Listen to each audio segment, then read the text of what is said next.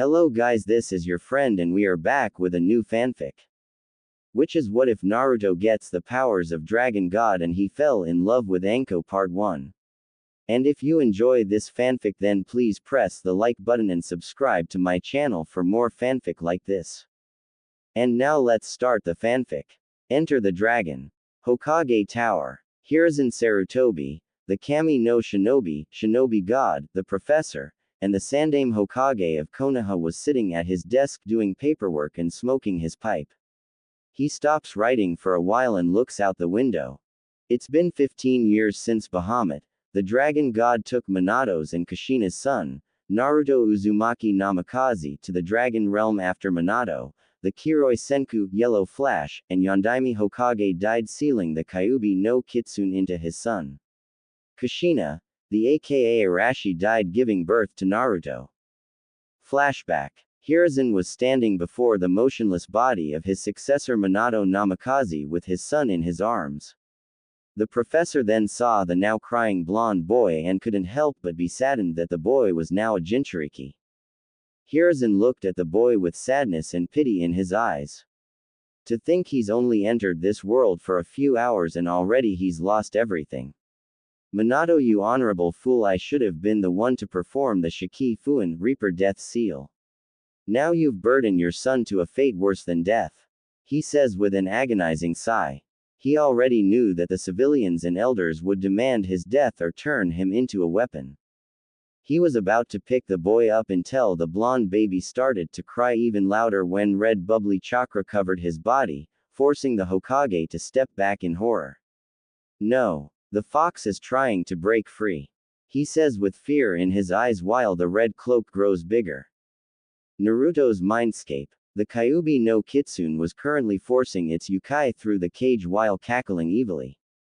Soon I will be free of this accursed seal and then I'll raze that pathetic village to the ground and devour every single one of those foolish nin, it would have ranted on until its chakra was sent back into the cage, making him blink in shock. What is this? Who dares stop me from gaining my Frito? The ruler of the Biju yelled out only to stop and see a pair of glowing blue slitted eyes with white teeth snarling at him. The unknown creature's head appeared from the darkness and revealing the head of a dragon. Its head was a golden color and 6 ivory horns protruded from the crown on its head. Its eyes were slit and blue with a tint of silver around the outside of the pupil. The dragon head snarled at the startled fox and it slightly opened its maw, causing smoke to escape, and its nostrils snorted out a stream of white flames a couple of times. Kyuubi came out of its shocked expression and glared at the dragon, who revealed its entire body. The scales that covered its skin seemed to be stronger than diamonds and they started from its neck to its tail, which seemed to have a retractable blade on the tip. Its underbelly was a silver-white color and the claws on its fingers were silver also. On its back were folded bat-like wings, but what was shocking was that the dragon was the same size if not slightly bigger than the Kyuubi. A sinister grin appeared on the demon fox's face. I don't know what you're doing here, dragon, but you will not deny me my vengeance and freedom, so get out of my way. The fox roared and sent a wave of yokai at the dragon. Said creature's body was surrounded by a yellow aura and then it released a thunderous roar at the incoming yokai while its wings spread out. The shockwave from the roar was so powerful that the evil energy was forced back into the cave at double the force and making the Kyuubi stumble back a little in the cage. The dragon stopped roaring and then walked towards the cage, phasing through the bars of it, and entered into the fox's prison. Kyuubi got up slowly and glared at the dragon with all of the hate it had. Do you think that'll be enough to stop me? Fool, I am the Kyuubi no Kitsune, ruler of the demon world and of the other Biju. I will not be defeated by the likes of, it roared out, but the dragon breathed in and shot out a powerful stream of white fire which hit the fox full force, making the Biju hit the ground once again. The fox again cackled like a psycho. Fool. Do you actually think that these flames will stop Mag? The fox cried out in pain while the white flames spread across its body. It tried to use its yokai to remove the flames, but it only made the pain worse. The dragon watched as the fox squirmed and wailed in agony as the flames slowly spread around the fox in a circle. You can struggle all you want, fox, but the more you struggle, the more the flames spread and cause you more pain. It is the flames of Ryujin. Flames that are more powerful than those of Amaterasu-sama, and they can only be extinguished by the user. I am the boy's other half, and I will not let a vile creature like you taint his soul. Now demon, be consumed by the flames of Ryujin. The dragon roared as it fired more flames at the fox, who let out a cry of agony as it was consumed by the white flames. The outside. Hiruzen continued to watch as little Naruto continued to cry out as the cloak got bigger, but then it did something that shocked even him. The cloak burst into white flames and covered up Naruto. Hiruzen tried to reach into the fire and pull Naruto out, but the heat from the flames was so hot that it burned the man's hands and he had to back away while blisters appeared on his hands. Kami, if the heat alone is that strong, then how powerful are the flames? He says while two Anbu who seemed to be 15 appeared. One had gravity-defying silver hair, wearing a dog mask, and the other had shoulder-length brown hair and a wolf mask. When they appeared next to the Hokage and their eyes widened when they saw Naruto covered in white flames, the wolf-masked nin tried to rescue him, but the dog-masked nin stopped her. Kakashi, please. I must save Sensei's son. The wolf-masked nin cried out, but Inu just held onto her. No, Rin. Those flames are not normal. Just look at Sandaime-sama's hands. He said while she tried to pry his hands from her waist. I don't care. Please let me save him. She cried out until the flames died down and revealed Naruto, who was unharmed but different. The whisker marks on his face were gone and his blonde hair now had silver streaks in it, and instead of the Shikifuin on his stomach it was a red dragon coiling around the blonde's abdomen. His body was giving off a silver aura also.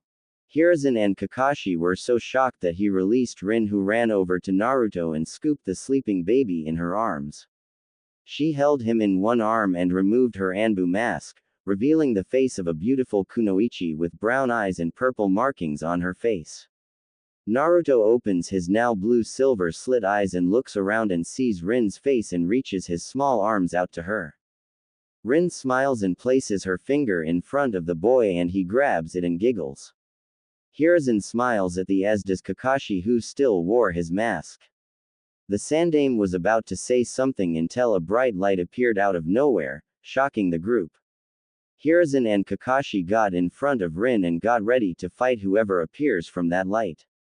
When it fades, they are shocked at who they see. It was a man who was 6'5", had dark purple hair that was spiky and slicked back. He also wore a purple coat that had 3 tails and a black dragon on the back of it. He also wore all black from his shirt to his boots, and he had slit golden eyes and fangs that jutted from his mouth.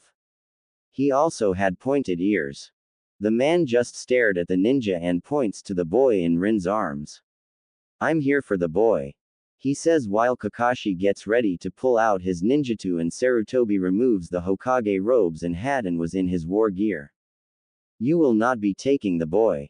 Now leave, the old man says, but the man smirks at him and closes his eyes for a while. They then shot open, unleashing a level of Ki that was on par if not stronger than Kyuubi's. Kakashi fell on his hands and knees and was breathing hard while Hiruzen's knees were buckling from the pressure. Rin was shivering in fear, but the ki wasn't directed onto Naruto. It dies down and Kakashi lets out a breath of relief. Sarutobi was sweating like crazy. This man's ki was incredible. If he had added a little more pressure, then he would have died. Now that you realize you're no match for me, I must take the boy with me so that he can learn how to wield the power that just awakened in him. He said, confusing the three while he chuckles. Allow me to explain. I am Bahamut, the dragon god and ruler of the dragon realm. Bahamut says while they look at him in shock and fear. You're a god, but why would a divine entity like you be interested in the son of the Yondaime? Sarutobi asked while Bahamut smiled. Simple. The boy is my heir. He said, and their eyes pop open. What? Kakashi and Rin scream and Hiruzen's jaw dropped. Bahamut laughs at their expressions and then snaps his fingers and they find themselves in an area where there is nothing but stars surrounding them. Now let me explain. A long time ago, I granted a man whom you all know as the Rakudo Sennin, the founder of chakra and the ninja world, the Rinnegan and chakra. During that time, a creature known as the Jubi ravaged the lands, destroying anything that was in its path. I gave the Sennin the power to face the creature and defeat it by sealing its body in the moon and its spirit into the man's body, becoming what you ninjan call the first Jinchuriki. He realized that once he dies the Jubi will be free again, so he separates the spirit into 9 creatures you all call Biju. The Namikaze clan was once known as the Ryu clan, who were the descendants of dragons during the clan wars and the founding of the villages. Sadly, the clan's population decreased during the wars, leaving Minato Namikaze, the Kiroi Senku, as the last one alive. He explained while Sarutobi's eyes widen. His son, though, is a different case. You see, before the birth of the ninja, I had a son named Ryujin. He was the next one in line to take my throne. He was powerful. He was the only dragon aside from me to create and master the white flames. Flames that were as powerful as Amaterasu's, the goddess of the sun. The heat alone was enough to incinerate anything in its path, while the flames themselves could burn even the heavens. He pauses and clenches his fists. But before I could make him my heir, a dark dragon named Ranmyaku attacked our realm. The dark dragons are a group of fallen dragons that have given into their darkest desires and only care about destruction, mayhem, and seeing others suffer. All they care about is power. They are merciless and bloodthirsty monsters that make even the vilest demons look like saints. Ranmyaku was the strongest of them all and wanted my power to become a god. My son tried to stop him, but he was too strong, so he did the only thing he could think of. He used a technique that would destroy him and Ranmyaku's soul, but before that happened, he removed half of his soul and told me that his reincarnation will be the one with the mark of a red dragon on his body, and after that he and Ranmyaku perished. He said, and a tear fell from his face. I spent the last millennium searching and waiting for my son's reincarnate to appear, and now he has. He looks at Naruto, who was clinging onto a strand of Rin's hair, and a small smile appears on his face.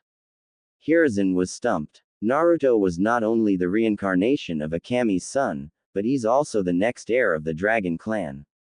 He had to make sure that no one knew this, or Konoha would be suffering the consequences. Bahamut then snaps his fingers and they appear back at the forest. Now Hiruzen Sarutobi, I must take the boy with me.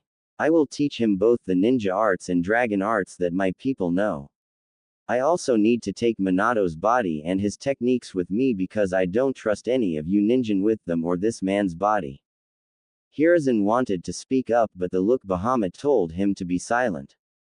I may sound harsh, but that is only because I speak the truth. There are people in this village who will attempt to steal his techniques due to how powerful they are. I am a god, and I know that Minato has enemies that are both inside and outside of the village. Hiruzen nods and then speaks up. If I may ask for one request, Bahamut-sama. The dragon god nods. I only ask that you let Naruto return in 15 years to become a ninja for the village in honor of his parents.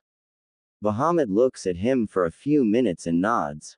Very well, but on a few conditions. You'll announce his inheritance and inform your council and village that he'll be returning in 15 years. The second one is that you give him traveling rights, because there are tasks that all need him to do, like dealing with demons, fiends, and dark dragons. Also, you will not tell anyone about him being related to a god. Do I make myself clear, Hiruzen Sarutobi? He says in a serious and threatening tone. The old man gulps and nods. Bahamut tilts his head to the left and fires a blue fire blast at a tree. When it hits, an Anbu with a blank mask falls out of it, rolling around and screaming. He then stops moving and the flames disintegrate him. Sarutobi sees the mask that had the kanji "ne" on it and growls.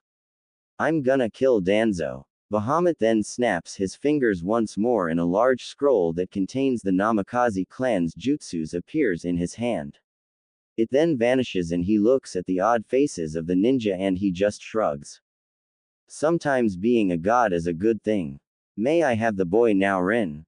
He asks, looking at the girl, who nods and walks over to Bahamut. Naruto coos as Rin hands the boy over to Bahamut and he looks at the dragon god with his big blue and silver eyes. Bahamut smiles and places the boy in one arm. Remember our agreement, Hiruzen, he says, and the old man nods.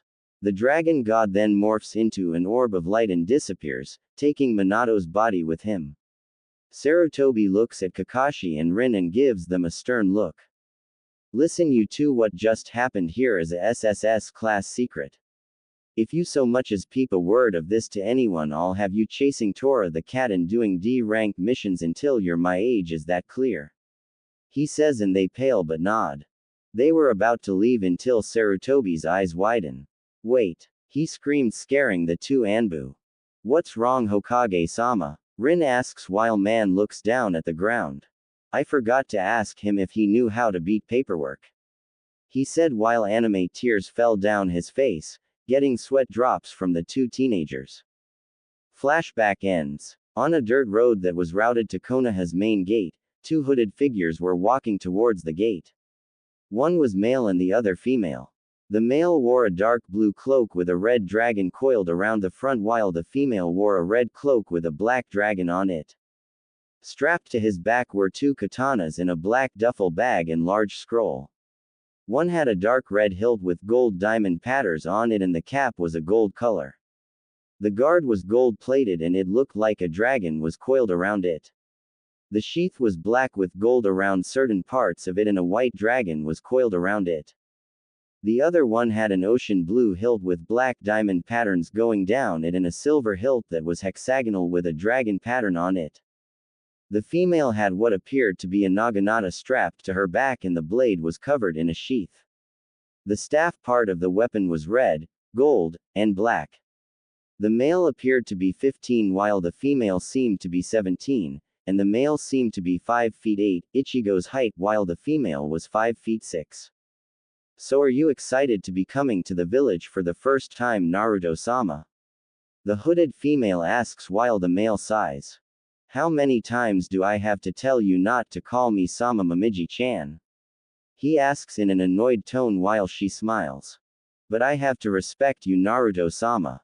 You are the next heir of the Dragon Clan and, she says while Naruto cuts her off. So what? You know I hate formalities. I may be a demigod but I don't need to be pampered. He says while a grin grew on Momiji's face. Well, you are royalty whether you want to admit it or not, Naruto-sama. She says while the blonde sighs. You're hopeless, Momiji. I'm just glad I don't have to take the title for a long time. I'm also glad my training is over for now. I swear that old dragon nearly killed me on certain accounts. He mumbled while Momiji giggled a few times. Maybe because you keep calling him an old dragon, Naruto-kun. She replies. Well, he is one. I mean, he's like what, 1,000,000 years old? He says with a cheeky grin on his face while Momiji sighs. And you wonder why he always tries to kill you. She mumbles while they walk towards the main gate. Well, here we are, Naruto-kun. I have to go back to the Dragon Realm for a while. Bahamut-sama has me doing a few missions. She says and then leans over and kisses him on the cheek, getting a blush from the Namikaze. She winks at him and then turns into an orb of fire. Tell Yami-chan and Shinny-chan I said hey and I'll see them soon. He says while she shoots off into the sky until the orb is gone. Naruto sighs and walks towards the check-in station where two chunin by the names of Izumo and Katetsu were sitting there with their heads down. Naruto walks up to it and sweat drops when he hears them snoring. He then raises his hand up in the air and brings it down hard, making a loud noise echo, and the two chunin shot up looking around frantically. They noticed a hooded figure standing in front of them grinning, revealing a pair of sharp canines. Sorry if I disturbed your nap, but I need to get in the village. I have an appointment with the Hokage. He says and pulls out a scroll. Izumo takes the scroll and places it into the desk and unrolls it. When he looks at it his eyes widen as does Katetsu's while the blonde smirks. Naruto Uzumaki Namikaze eh. Welcome to Konohagakure. So where have you been for the last 15 years, kid? Izumo asks with a cheeky grin on his face while Katetsu slaps him upside the head. Baka. Show some respect to the Yondaime's son. I'm sorry about my friend Namikaze-sama. Azumo says while Naruto chuckle. It's cool, you don't have to be so formal Kotetsu-san. I may be a Namikaze but that doesn't mean I'm your better. He says and walks into the village while hoisting his bag up. The two Chunin had looks of awe and shock on their faces as he walks into the village. Well, at least he's modest and not arrogant like the Uchiha kid in Hyuga clan. Azumo says while Kotetsu nods in agreement. As he walked through, he noticed a few people giving him a few stares wondering who he was. As he continues to walk down the path he notices a huge tower that had the kanji fire on it and smirked. That must be it, he says to himself, and then a swirl of blue flames surrounds him and he vanishes, shocking everybody. Hokage Tower. Hiruzen Sarutobi was currently doing some paperwork in his office, and while he was doing that, a twister of fire surrounds him, making the man jump out of his seat and with a kunai drawn. The four Anbu in hiding appear with their ninjutsu drawn. When the flames clear, a male in a deep blue hooded cloak was revealed smiling. Sarutobi narrows his eyes at the person and speaks. Who are you and why did you break into my office? The Kami no Shinobi demands while the Anbu prepare to kill the mysterious person if he's a threat. Naruto chuckles and speaks up. Relax Hokage-sama, Bahamut Gigi did say I'd be back in 15 years. He asks while Hiruzen blinks in confusion but then his eyes widened. You wouldn't happen to be Naruto by any chance? Sarutobi asks and the blonde nods and pulls his hood back, getting a gasp from the Anbu, especially the female with long purple hair and wore an Anbu cat mask. The boy was like a teenage version of the Yondaime. He had wild spiky blonde hair that stopped to his shoulders and bangs on the sides which had silver highlights. His face was void of baby fat and his eyes were cerulean with silver around the outer part. His pupils were slit also, but in a more draconic way. He also had what appeared to be fangs jutting out of his mouth from his upper lip. He looks just like you, Minato. He thought before regaining his composure and then spoke up. Stand down Anbu, you may leave us. He says and Neko speaks up. Are you sure Hokage-sama? She asks, not sure if leaving her leader her with the boy was alright. Yes, I'm sure, Neko. You and your squad take a 30-minute break for now. He says, getting a nod from them, and they vanish. Hiruzen then performs a silencing jutsu around the office to speak with Naruto. So Naruto, tell me, what was it like living in the realm of the gods? He asks while the blonde shrugs. It was an interesting experience. Some were very humble but most of them were obnoxious or arrogant, like Loki, who's a trickster, a war god who goes by the name Ares, and a guy named Hades who's the ruler of the dead. Loki I like though because of all the pranks he taught me. He said with a cheeky grin on his face while Sarutobi groans. Your parents were pranksters also. They're the reason why I already lost half of my hair. Sarutobi said in a humorous tone while Naruto laughed. Don't worry, I'll try not to shorten your lifespan. He said while the old monkey twitches his eyebrow. All kidding aside, Naruto, I'm probably guessing that your training was out of this world, huh? Hiruzen asked the blonde, who smiled sheepishly. Well, to put it simply, I'm glad to have survived that sadistic dragon's training sessions. Heck, even when my folks trained me, they weren't trying to kill me, though I think Ka-san enjoyed beating me into the ground. He muttered while Sarutobi's eyes bug out from his sockets and his jaw was on the floor. Why, you met you father and mother. I thought the Shinigami devoured Minato's soul. No, she didn't. She doesn't eat the souls of the innocent. She sends them to heaven, but the corrupt she'll either devour completely or send to hell. He says while the old man's jaw drops even further. The Shinigami is female. He asks. Yep. She, Kami, Yami, Amaterasu, and Tsukuyomi are all goddesses. Not really shocking to me since females can become more dangerous than any male. I remember seeing Ka-san beat the crap out of Tu-san after he sealed the Kyuubi in me. What shocked me though was how she was able to bend his arms and legs in a 90-degree angle while stomping on his manhood 30 times and calling him a baka. He said while Sarutobi became pale at the thought. Hell hath no fury like a woman scorned. Your father was as dense as concrete when it came to Kushina. Hopefully you didn't inherit that, he said while Naruto just grins and rubs the back of his head, but on the inside, he was sweating bullets. Nope. Not me. Unlike Dad, I'm not clueless when it comes to the opposite sex, he says, but could have sworn he heard thunder boom in the sky and took it as a sign that Kami was calling him a liar. So will I be living in my family's compound or what? Naruto asks while Sarutobi rubs his chin in thought. You can live in your family's estate. Everyone already knows about your inheritance and we have had a few problems with Iwa but nothing serious, he replies, and Naruto sighs. Leave it to mom and dad to make an entire country their enemy. Oh well, assassins are the least of my problems. Bahamut Gigi told me he filled you in on my other activities, right? Naruto asks and Sarutobi nods.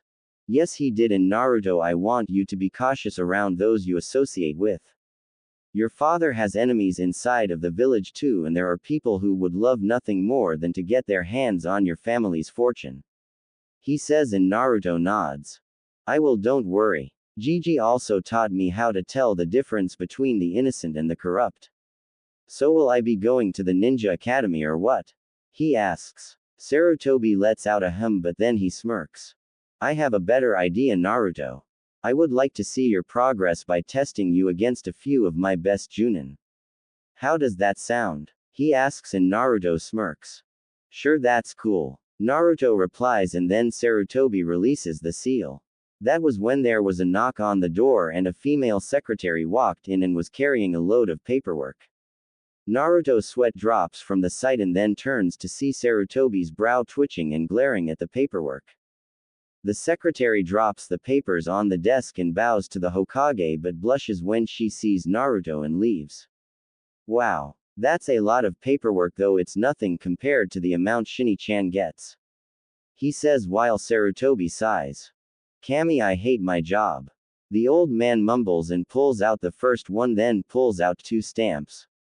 You know there is an easier way to finish that paperwork faster, he says, and the man's ears perk up when he hears that.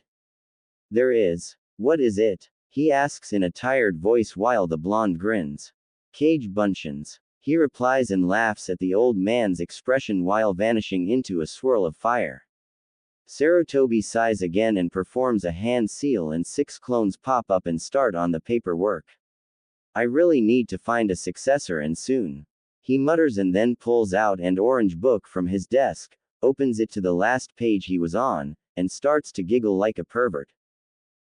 The Namikaze estate was a sight to behold. The mansion was half as big as the Hokage Tower, and it was located in between the forest and the mountains. On the rooftop of the clan compound was a golden dragon that was roaring at the sky. The front yard was also beautiful and consisted of different types of flowers and plant life. The same went with the backyard, which had a zen garden as well as a lake, river, and a waterfall coming from out of the cliff. There were also 2 outdoor hot springs and 2 indoor ones. Naruto was now at the front gate, which was an ivory color. He noticed a seal on the door and then pressed his thumb on the seal, and it glows blue for a while. A clicking sound was heard and the gate opens. Naruto walks inside and couldn't help but admire the sight. Everything was beautiful. It looked similar to the castle that Bahamut and the other high-ranking dragons lived in, but the difference is that it was 5 times bigger and towered over the mountains in that realm. Man, even Tozi-chan would be impressed with how healthy the plants left, Naruto thought as he walked by the garden and walked up to the red and gold double door. He twisted the knob and pushes the door open. As he enters the estate, he was amazed with the inside. There were different types of furniture in the living quarters, a large fireplace, and on the floor was a variety of different colored rugs. On the walls were a variety of paintings, and there was also one of his parents, Minato Namikaze, and his mother, Kushina Uzumaki, who was pregnant with him. Beside them was a white-haired man and the Sandame smiling, as well as 2 teenagers. One had brown hair and purple marking on her face, and the other had gravity-defying hair, an obsidian eye, while the left side was covered by a headband with a leaf insignia. He also wore a mask that covered half of his face. Naruto walks around the house and he sees a large kitchen with 2 refrigerators that had preservation seals on them to keep the food fresh, a bar that was stocked up with a variety of wines and sake as well as wine glasses. He also saw a dining room table that had a set of 12 chairs circling it. Blue and gold-colored curtains draped the windows and there were at least 4 chandeliers in the compound. He saw 3 indoor hot springs.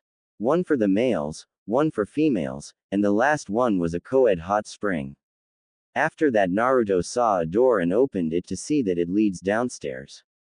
He walked down the stair to see that there were 2 dojos, an armory that had a large selection of weapons, and one that had the kanji for Namikaze vault which contained all of the jutsu the Namikaze clan ever created. After that, he walked back upstairs and headed to the 2nd floor which had 20 rooms with full bathrooms. Most of them were guest rooms minus his parents and his own, but they each had queen-sized beds, closets filled with different sized clothes for both male and females, fully equipped bathrooms, and TVs. After that, Naruto found a door that had his name in kanji. He pushes the door open and sees a queen-sized bed with blue and silver covers with a silver dragon coiled around it along with 4 pillows. There was a flat-screen TV on the entertainment center and a DVD player. The walls and ceilings were decorated with different colored dragons. In his closet were a variety of different colored clothes and shoes as well as ninja clothes and gear. Naruto also sees pictures of his parents and dragons hanging on his wall and couldn't help but chuckle at the one where his parents are 14 and making pictures at the camera while a white-haired man was twitching his brow at them. Naruto walks over to his bed and drops his duffel bag and scroll down. He then removes his 3 swords off of his back and lays them on a sword stand and then removes his hooded cloak. He was wearing a long-sleeved open deep blue jacket which had white flames licking the sleeves and it stopped to his waist. He wore a black muscle shirt under it which had the kanji for fire on it and wore a pair of deep blue baggy pants and he wore a pair of Anbu-styled boots that had soles on them. He also wore a pair of black fingerless gloves with metal plates on them. Naruto removed his boots and placed them on the side of his bed and after that, removed his jacket, revealing his sleeveless black muscular shirt that hugged his body like a second skin and showed his lean and well-toned chest and abs. Naruto had the build of a professional swimmer and martial artist but he was built for both speed and strength. He then gets off of the bed and opens the closet, pulling out a white tank and green camouflage shorts and a pair of gray boxers. He walks into the bathroom and removes his shirt as he closes the door. Konoha Council Chamber. Hiruzen Sarutobi was currently sitting in the council chamber with the elders and clan council. The elders were Sarutobi's teammates Kaharu, Homura, and the former commander of Route Danzo. Then there were the clan heads. They were Hiyashi Hyuga, Shikaku Nara, Inoichi Yamanaka, Chusa Akamichi, Shibi Aburame, Sume Inuzuka, and Makoto Uchiha. Hiruzen then let out a cough to get everyone's attention and he speaks up. "Now that you are all here I have an announcement to make," he said as the council members looked at the man. Naruto Uzumaki Namikaze, after being away from the village for 15 years has returned to Konoha. He said and everyone else looked at him with wide eyes especially the clan heads. "What? When did he return Sarutobi?" Kaharu asks. "Not too long ago Kaharu. I had just sent him to his clan's property," he answered until Danzo spoke up. "If that is true then why haven't you sent an Anbu to summon him here Sandaime-sama?"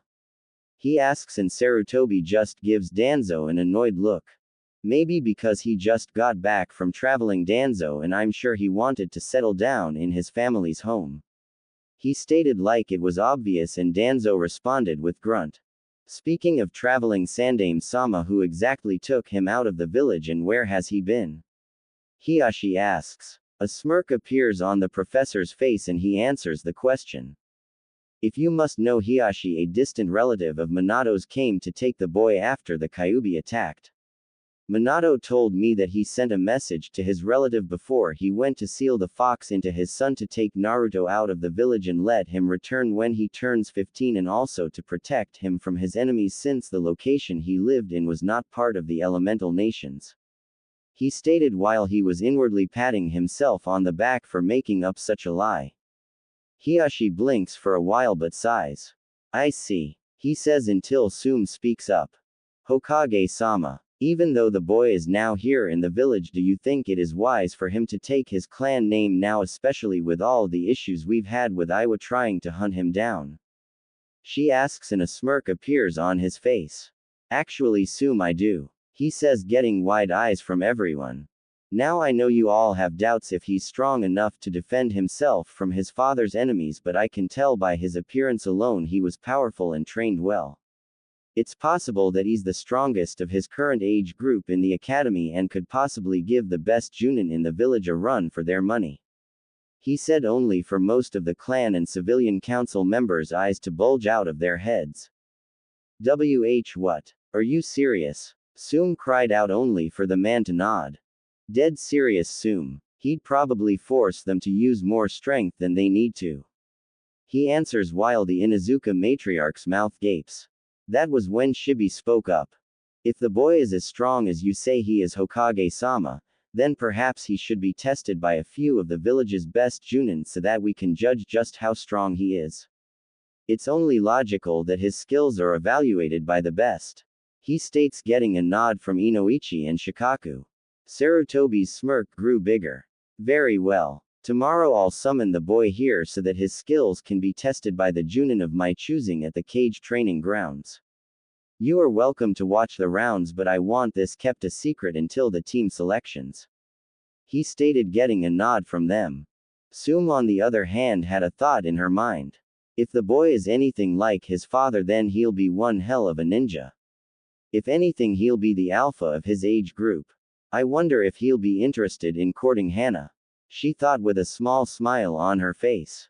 Meanwhile, Naruto sneezed as he was drying his hair out with a towel while sitting on his bed with his white tank and green camouflaged shorts on. What the hell? Someone must be talking or thinking about me. Probably Yami-chan wanting to jump me in my sleep. He mumbles as he tosses the towel away, breathes in and out while steam rises from his hair for a while, and he shakes his head to get the rest of the water out. After that, he heads downstairs to make himself some dinner, which was some fried salmon, rice balls, a salad, and cranberry juice. After eating and cleaning the dishes, night falls and he heads back upstairs and back into his room, and jumps into the bed, resting his head on the pillow and falling asleep. Midnight. While he was sleeping, an orb of fire appeared in his room and it formed into Momiji, who was wearing a white tank top that hugged her figure and showed off her D-cupped breasts and curves, and wore red shorts that stopped above her knees and showed off her sexy legs. Her long black hair was down and stopped to her back. A smile appeared on her face as she watched Naruto snore lightly. She crawled into the bed and near Naruto, who unconsciously reached his arms out and placed his hands on her hips and pulled her close to his body and wrapped his arms around her waist and lays his head on top of her chest, making her blush a little. She doesn't say anything but falls asleep in his arms. The next morning, the sunlight shines through Naruto's window and he hears the sound of soft snoring and an odd weight on his body.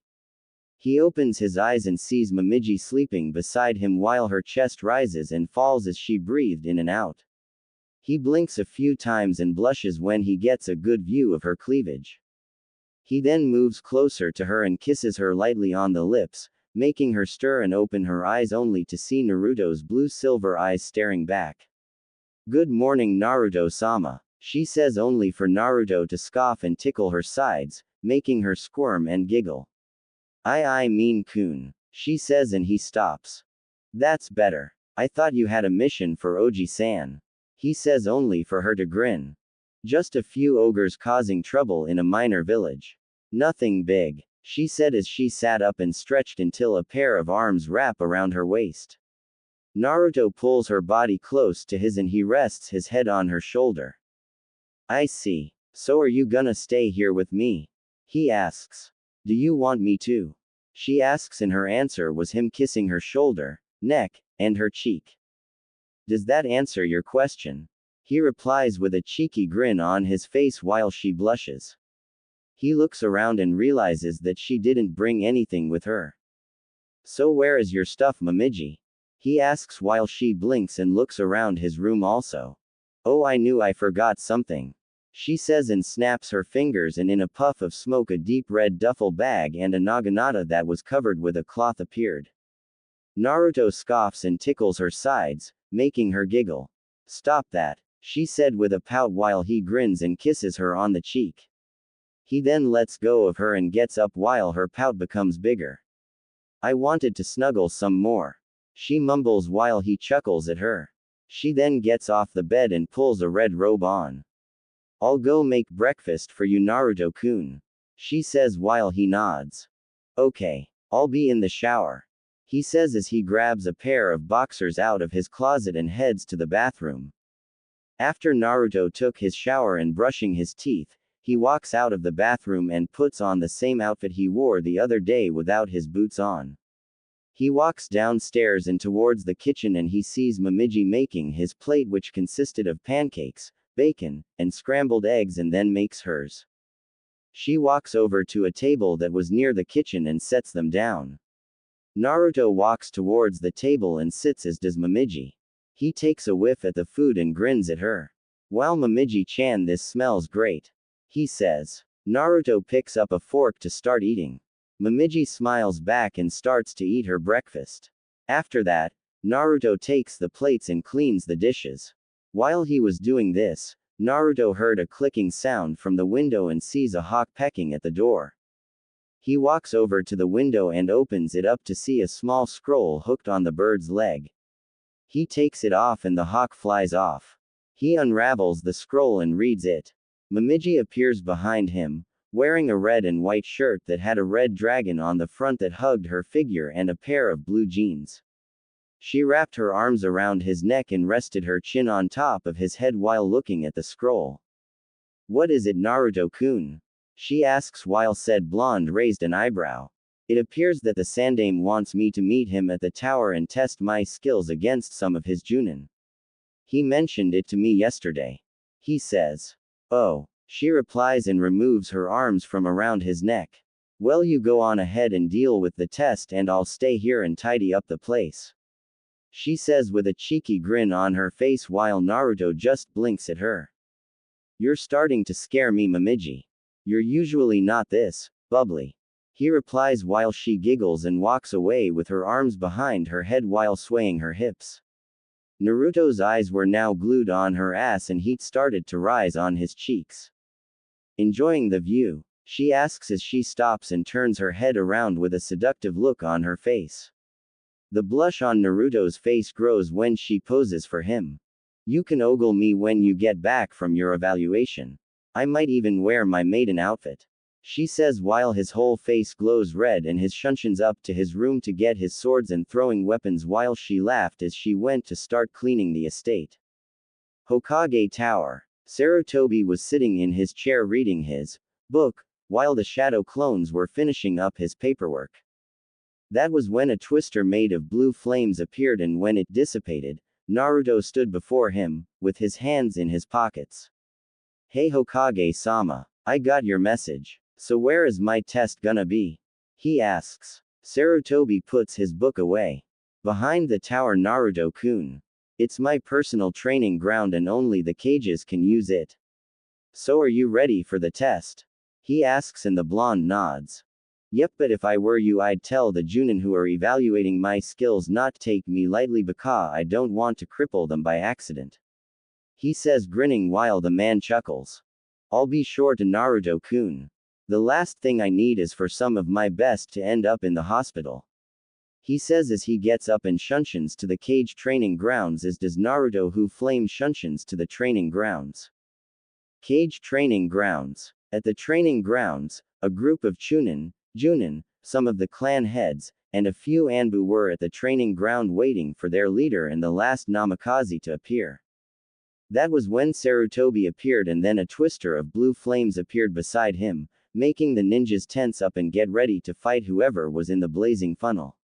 When it cleared, they saw a 15-year-old blonde who looked like a teenage version of Minato, and their eyes widened in shock, especially a masked nin who had silver gravity-defying hair. Naruto just looks at them for a while and blinks. Hey Mina, everyone. He says while rubbing the back of his head. Sarutobi sweat drops at their reactions and coughed to get their attention. Now that you all are here, I have selected a few of you to test the skills of Naruto Uzumaki Namikaze. He said, and that was when a man with a black hair, a beard and a cigarette in his mouth spoke up. Hokage-sama, we are wondering why you're having Junin evaluate his skills.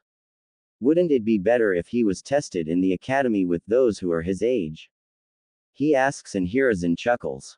Yes, he should, Asuma, but his skills are beyond that of the students of the Ninja Academy, and to have him tested there would be an insult to his years of training. So I decided to select a few of you to evaluate his skills in the different fields of the shinobi arts. He answered, getting a nod from the man. The first he'll be tested in is genjutsu. Kurenai Yuhi, would you please come forward and the rest of you stand back? He asks, and they did to clear the field. Naruto appeared in the middle, and walking towards the middle was a 22-year-old woman whom in Naruto's mind was beautiful. She was 5 feet 5 and had long raven-colored hair that fell to her back, and it was a mixture of being smooth and wild at the same time. She also had ruby-red eyes, ivory-like skin, and wore red lipstick. She wore an outfit that consisted of bandage wrappings, and it started from her chest to her legs above the knees and had a red sleeve that covered her right arm, and she wore a black headband with a metal plate with a leaf insignia on it. Her very appearance made her look exotic. Kurenai Yuhi, your name means Crimson Sunset, correct? He asks, and she nods. Yes, it does. She replies while a smirk appears on Naruto's face. A beautiful name for a beautiful kunoichi. He said as his smile grew, and his response caused a small blush appear on her face, as his smile wasn't perverted or one full of lust which she got from most men. It was a genuine smile. All of the male's eyes widen in shock and surprise. He just made the Ice Queen of Konoha blush. Asuma looks at the sky and lets out a sigh of relief. Okay, the sky is definitely not falling. He replied, getting a snicker from Genma and the other males. Is that a blush on your face, Yuhi-san? Naruto asks with a cheeky grin on his face, and the blush on her face gets bigger until she shakes it off. Can we please start now, Namikaze-san? She asks while Naruto chuckles. Sure, and just call me Naruto. Formalities just don't suit me. He says and gets a nod from her, and Sarutobi speaks up. Are you both ready? He asks, and they nod as Naruto removes his hands from his pockets. Okay, begin. He says, and Kurenai gets into a stance, as does Naruto, and the Genjutsu mistress performs a few seals. Megan. Narakumi no Jutsu, Demon Illusion, Hell Viewing Technique. She says. Naruto blinks at this as an imaginary circle of leaves surround him, and then Kurenai vanishes.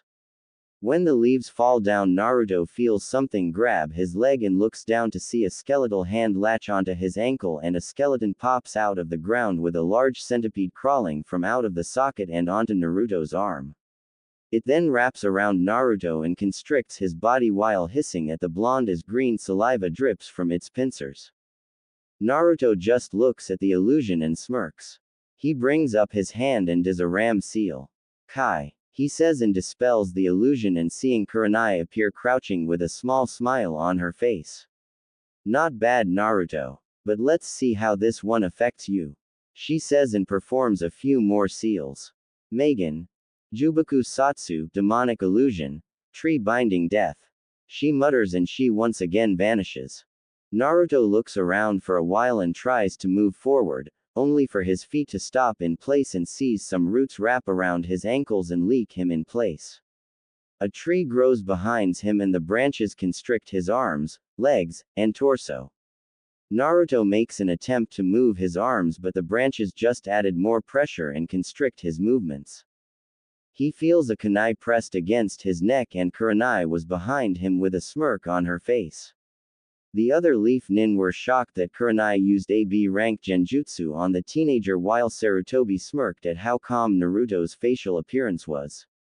Yield, she says, and Naruto says nothing, making her frown and press the kunai against his neck. Yield now, she said, and a small smile appears on his face. Interesting genjutsu Yuhi-san, but, he says, and his body bursts into flames and scatter across the field, shocking the red-eyed Junin. Even a genjutsu of that level will not work on me, he says as he appears in front of her and performs a few seals. Genjutsu. Kukudo no Bakiatari. Illusion technique. Realm of the damned, he said as they are surrounded by darkness. Kurenai suddenly finds her arms and leg bound by chains and she looks around only to see darkness. What is this? She asks until the darkness disappears and she finds herself in a realm where the sky is black and lava flows through the ground. Winged demons and skeleton crows fly through the air cawing and screeching. Naruto appears and is floating in front of her. He stretches his arm out and 6 black serpents shoot out with their long white fangs bare. The first one sank its fangs into her neck, the other 2 struck her in her arms, the next 2 sank their fangs into her legs and the last one struck her in the torso. Kurenai winces at the attack. The serpents retract back into his arm and her skin starts to peel off and sizzle. That was when a hooded cloak with a scythe in its skeletal hand appears, and when it looks up at her, her eyes widen when she saw glowing eyes of a skeleton cackling at her while it raises its scythe and strikes her in the chest. Her eye twitches and wonders why she was in so much pain from an illusion. That was when a flock of demonic crows appear and start pecking and clawing at her body. Kurenai bites down on her lips so that she doesn't scream out in pain. Naruto decides to end the jutsu and does a ram seal, adding a burst of chakra into the seal. Kai, he says, and everything turns black for a moment and they found themselves back on the field with a panting Kurenai looking at him. Sorry about that, I was trying to reduce the minimum amount of power in that illusion, Yuhi-san, he says, and she has a look of awe on her face. What kind of genjutsu was that? She asks and he smirks. It's a genjutsu I created and it's called Kukudo no Bakiatari. It's based off of the actual realm of the damned where the most vile and evil souls are sent to suffer, since sending them to hell would be considered an act of mercy. In that illusion, anything can happen. You could be poisoned by demonic serpents, have your skin melted off by corrosive acid, have crows rip the flesh from your body, etc. Right now it's an A-rank genjutsu, but if I add enough chakra or send it into the target, it can be an S-ranked illusion that can kill the target. It's normally used for torture and interrogation. It can be used in battle, but it leaves you open to be attacked, he explained as her eyes went wide and was hoping that he would teach it to her after the test.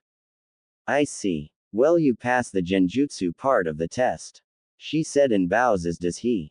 Thank you, he says as she walks back into the group of Junin. Naruto looks at Sarutobi and gives him a thumbs up while grinning. The man chuckles at this and speaks up. Now for the taijutsu part. Will Maida guy please come forward? He asks, and that was when a man wearing green spandex with orange leg warmers, an open flak jacket, and a shiny bowl haircut appeared with a grin on his face. But his appearance wasn't the only thing that frightened Naruto. It was the size of his eyebrows, and they were huge. Naruto's brow twitched at them. Oh Kami, there is no way in the world those eyebrows are real. Wait, did one of them just wiggle? He thought while Sarutobi had to hold in a laugh at the boy's twitching brow. That was when Guy spoke up.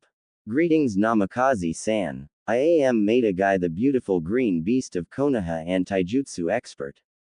I look forward to testing your youthfulness against my own, he says, doing the nice guy pose while his teeth shine. Naruto had to hold in a scream and keep from passing out due to how sensitive his ears were. Great. He dresses like a weirdo and he's loud.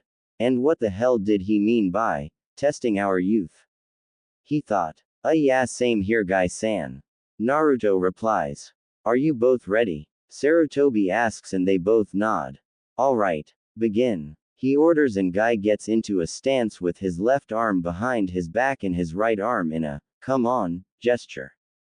Naruto gets into a stance as well. His leg was spread apart with his left leg forward and his right leg back, as was his arms, with his left arm out with the palm open and his right arm back and closed in a fist. Guy raised an eyebrow at his stance and wondered what type it was, since he's never seen it before. Naruto suddenly sprints towards the man and throws a right hook at him. Guy uses his free hand and parries it. When Naruto passes by him, he then spins his body and tries to backhand him in the head. Naruto manages to block it with his forearm and performs a kick at his torso. Guy blocks it with his palm and grabs his ankle. Guy then throws Naruto to the other side. Naruto is flying backwards in mid-air, but he manages to use his weight to flip backwards and lands on his feet while skidding back a little. Okay. He's not only fast, he's strong and his reflexes are good. Maybe I should increase the pace a little just to test him, he says as a small smile appears on his face. Guy, who was once again in his stance, raised an eyebrow at this. Naruto suddenly vanishes and appears behind Guy, whose eyes widen in surprise. He's gotten even faster. He manages to turn his body and blocks a high kick with both arms. Naruto stops and does a roundhouse kick with his other leg, and Guy jumps back as Naruto charges at him and performs a series of punches and kicks while he increased his speed and power a little and making Guy block and parry some of them. Impressive. His speed is on par with mine when I'm wearing weights. If he's this good now, then in a few years he'll be a force to be reckoned with. Maybe after this little test I can ask him to train with my students. He'll be an excellent sparring partner for Lee, he thought as he blocked a barrage of fists and palm strikes. Impressive, Naruto-san. You are indeed skilled with taijutsu, but Guy's body vanishes into a green blur, surprising Naruto at the man's speed, and kicks him in the back of the head. The blonde demigod manages to flip around in mid-air and land back on his feet while rubbing the back of his head. While my speed may not be on par with the Yondaime's, I am without a doubt one of the fastest Junin in the village, he states as Naruto shake the cobwebs out of his head. Man, what a kick. Felt like I got kicked by a horse, he thought as he rubs his head in pain. Nice kick, he compliments as he looks at Guy, who regains his posture and a smirk appears on his face. Your skills in taijutsu are really impressive, Naruto-san. You passed the taijutsu session, he says with a smirk on his face. Thanks. We should spar some time, Guy-san. That fighting style you used was really impressive, he says with a bow, and the spandex wearer bows back and shunsins back into the group. Once again, Sarutobi speaks up. Now with the ninjutsu test.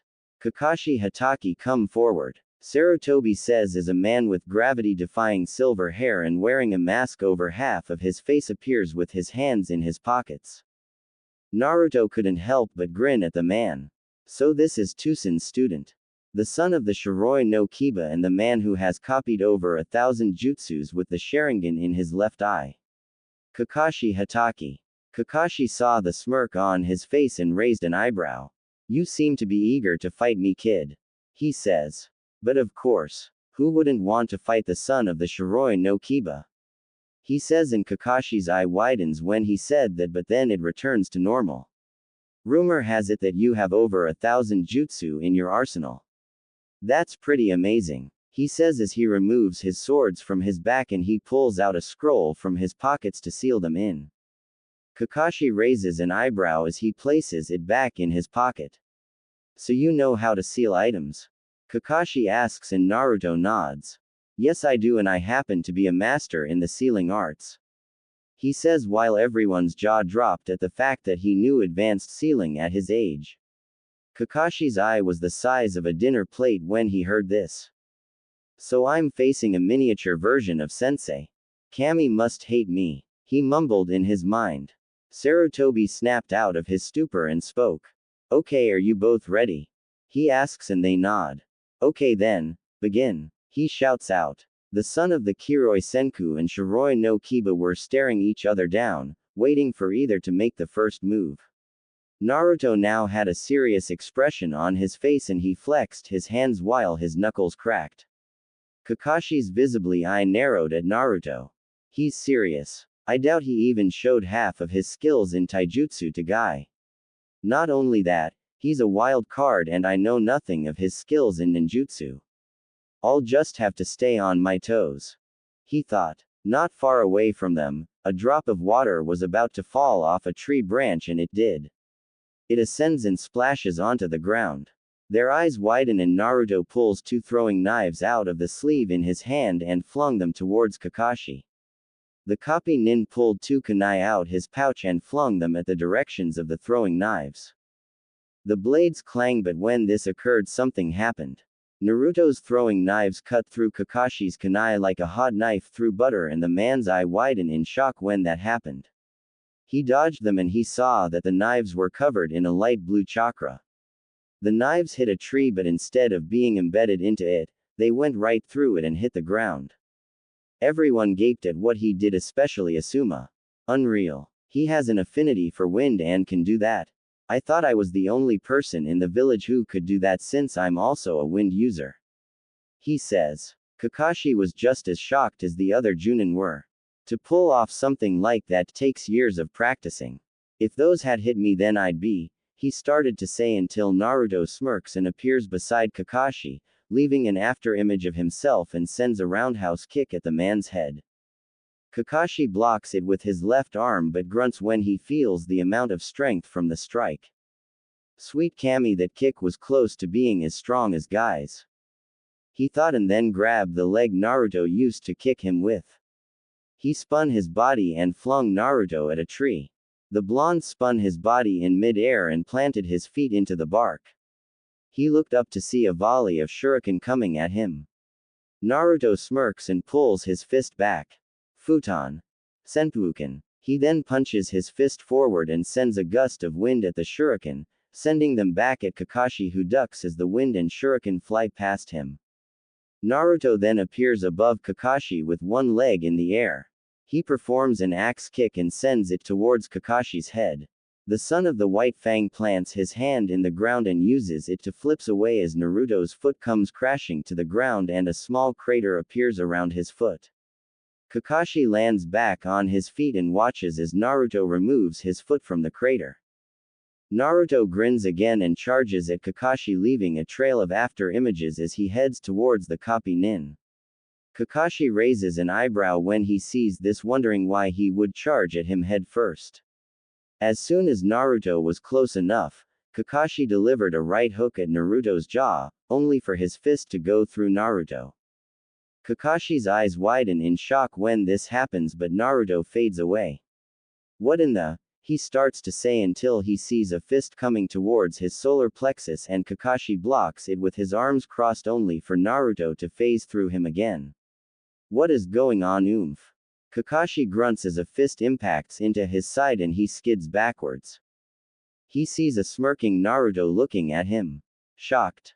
It's a technique from my father's vault and it's called Zanzo no Jutsu, and combined with it is Zanzoken. These techniques are from Dragon Ball Z and I don't own them, are also known as afterimage technique and afterimage fist.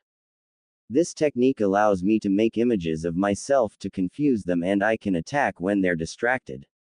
But it has a flaw. It requires the person to be able to perform high-speed movements and constrain the person's body if they're not adapt to moving at said speed. He explains. Kakashi gawked at Naruto, but then I smiles. Pretty impressive, Naruto. Your form of speed is very good. Now let's see how good you are in ninjutsu. He says and performs a few hand seals. Kaden. Gukyaku no Jutsu. He says and shoots a large fireball out of his mouth and heads for Naruto. Naruto crouches down and uses his leg strength to jump high into the air as the fireball passes him and hits the ground. Naruto opens his mouth and a small blue fireball appears. He then breathes out, shooting a large blue fireball at Kakashi. Everyone's eyes widen when they see the large fireball, but what shocked them even more was that it was blue and he didn't even use any hand seals. Kakashi's eye was now the size of a dinner plate as he saw the attack heads towards him. He performs a few hand seals and yells out. Suiten. Sujinheki. He cries out and from the lake that was near a body of water heads towards the man and creates a shield around his body. When the fire makes contact, an explosion occurs and the ground shakes lightly. Naruto lands back on the ground and sees steam and a burning crater. He raised an eyebrow at this, but then he jumps backwards when a pair of hands reaches out to grab his ankles from the ground. Kakashi pops out of the ground and rushes towards the blonde. He does a right hook at Naruto's jaw and he sidesteps and Kakashi launches a kick at his chest and Naruto blocks it with both hands. Said blonde skids back a couple of feet and watches as Kakashi leaps back a little. Not bad, Naruto. To be able to sense me underground like that is really impressive. He says while the blonde grins. Thanks. Now then, why don't you stop playing around and reveal your trump card? He says, pointing to left eye while Kakashi's eye widens. I want to see just how strong Sharingan Kakashi is when he uses his eye. Naruto explains while cracking his knuckles. Kakashi looks at the boy and eye smiles. Very well, he says and places his hand over the part of his headband that covered his left eye. He lifts it, revealing a red eye with 3 tomos in it, and he had a scar going down his eye. So that is the Sharingan, huh? He asks and Kakashi nods. Yes, this is the eye given to me by my best friend a long time ago. He states. Every other Jonin's eyes widen in shock. Kakashi Hatake, the man who gained over 1,000 jutsu, revealed his trump card to a kid. Something tells me that the kid was holding back when he fought Yugai. Genma says while the man nods in agreement. Yes, he must have, since our match was a taijutsu only fight. He states. Yeah, but what shocked me was how he was able to use a fire jutsu without using hand seals, and why was it blue? A Jonin named Aoba asks. Sarutobi had a smirk on his face. Naruto wasn't kidding when he said his manipulation with fire was strong. Naruto stares at the eye for a while and chuckles. This just got interesting, he says and cracks his knuckles and neck. He then taps his right foot on the ground a few times while Kakashi wondered what he was doing. Naruto stopped doing that and suddenly he sprinted towards Kakashi but vanished a few seconds later, making everyone's eyes bulge out of their heads. Holy shit, where did he go? Asuma yelled as they looked around. Kakashi on the other hand had his Sharingan eye focused and spinning. That was when both eyes widened and he grabs an incoming fist that was going for the back of his head. He stared at Naruto, who had the same smirk on his face. While the Sharingan eye kept staring at him, still spinning. Was all Naruto said as he vanishes once again. Kakashi's Sharingan eye was seeing a series of blurs moving left and right. This he spun around and blocked an incoming kick with his elbow and grunts from the impact. Naruto leapt back and stared at the eye again. He then performs a series of hand seals as does Kakashi, and they both stop at Tori. Kaden.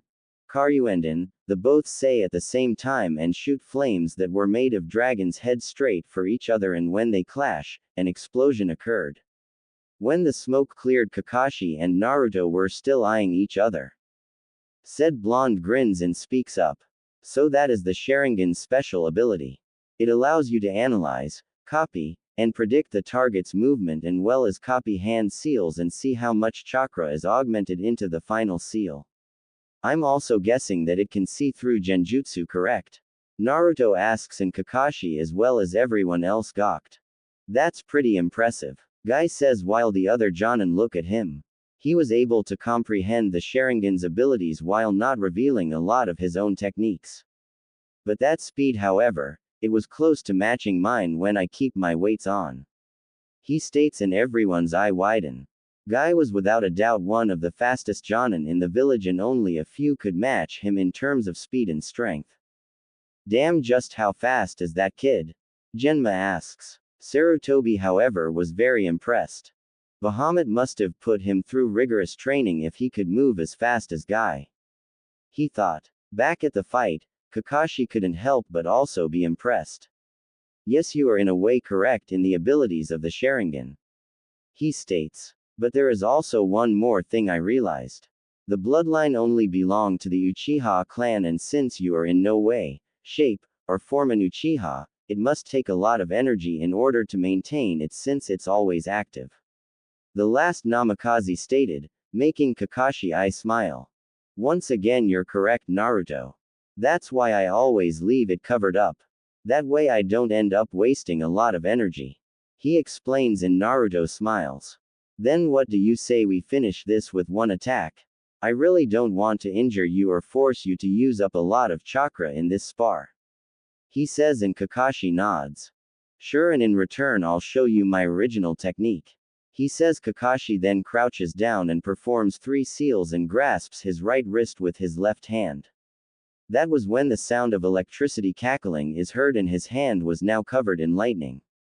Everyone's eyes widen in shock, wondering why Kakashi would a jutsu of that level on Naruto. Was he crazy? Naruto saw the jutsu and smirked. So that's how you want to play EH? Well then let me give you a little blast from the past. The blonde says and holds his right hand out. That was when a swirl of chakra appeared in his hand and it twisted and turned in different directions until it was in the shape of a spiraling ball. To say everyone was shocked would be an understatement. Half of them had their jaws on the ground, the others had eyes the size of dinner plates, and the rest were just stupefied. He knows one of Yondaime-sama's jutsu. Aoba stutters out. Asuma's cigarette dropped as he saw the technique. Kakashi too was shocked. The Rasengan was a very difficult jutsu to use due to the fact that it was based on pure chakra manipulation. Since you already know the name of this jutsu, what is that one you're using? Naruto asks. It's called Reikiri. It's an assassination jutsu that can cut through anything. He answers and Naruto raised an eyebrow. Sounds pretty cool. You ready? Naruto asks and the copy nin nods. The two suddenly charge at each other with said jutsu trailing behind them. When they are a few feet near each other, they launch their attacks forward. Reikiri. Rasengan. Both ninja yell and their jutsu clashed against one another. Electricity and chakra are flying in different directions while the users struggle to overpower the other. A few seconds later the attack cancel each other out and explode, casing both of them to fly backwards. Naruto however flips his body over in mid-air and lands back on his feet while Kakashi lands but skids back a few feet but then falls on one knee and clutching his slightly singed hand. Naruto's was the same but the burns healed instantly. Kakashi then stands up and smiles at the blonde dragon. Congratulations Naruto. You passed the ninjutsu test. He says while giving him a thumbs up. Naruto smiles and bows his head as a way of respect. Thanks. He says while Hiruzen approaches him. Excellent work Naruto. You passed all 3 tests and I hereby make you a ninja of the Hidden Leaf Village. He says and pulls out a headband that had a metal plate attached to it and had the leaf insignia in the middle. Naruto takes the headband and ties it around his head. Thanks Hokage-sama. He says and bows to the leader of the village while the man smirks. Come to my office tomorrow Naruto and I'll let you know who you'll be teamed up with. He says and looks at the other Junin. The rest of you are dismissed. He says as he shunsons away. Most of them do the same but some stayed behind: Guy, Kurenai, Asuma, and Kakashi. Kurenai was the first to approach him. How can I help you Benihime? He asks her, making the genjutsu user blush a little at the nickname while Kakashi and Asuma snicker but then look the other way when she glares at them and looks back at Naruto. That was a very interesting genjutsu you performed earlier and I was wondering. She says until he speaks up. You wish to learn it, right? He asks and she nods. Sure. I don't mind sharing a few of them. To be honest, genjutsu isn't my strong point but I know a couple of them just in case. If you want you can come by my place later on and I can show you some of other ones I know. He says and she smiles back and nods. I'd like that. You now live in the Namikaze estate, right? She asks and the blonde nods. Yes I do. Just tap one of the security seals next to the gate and either I or my associate should get it. He replies and she nods and smiles. Thank you. She says and shunsons away. Yush Naruto-san, your flames of youth were amazing. Guy yells. Naruto's brow twitches due to the loudness in his voice and looks over at Asuma and Kakashi. Is he always this energetic? He asks and they nods and he looks at Guy who was doing his nice guy pose with his teeth sparkling and sweat drops. Man, and I thought Loki was weird. He thought until Guy spoke up once again. I must say Naruto-san, your taijutsu style was very interesting. What is it by the way? He asks. It's called Ken no Ryujin. The blonde answers and Guy blinks for a while. I've never heard of that taijutsu style. He says and Naruto chuckles.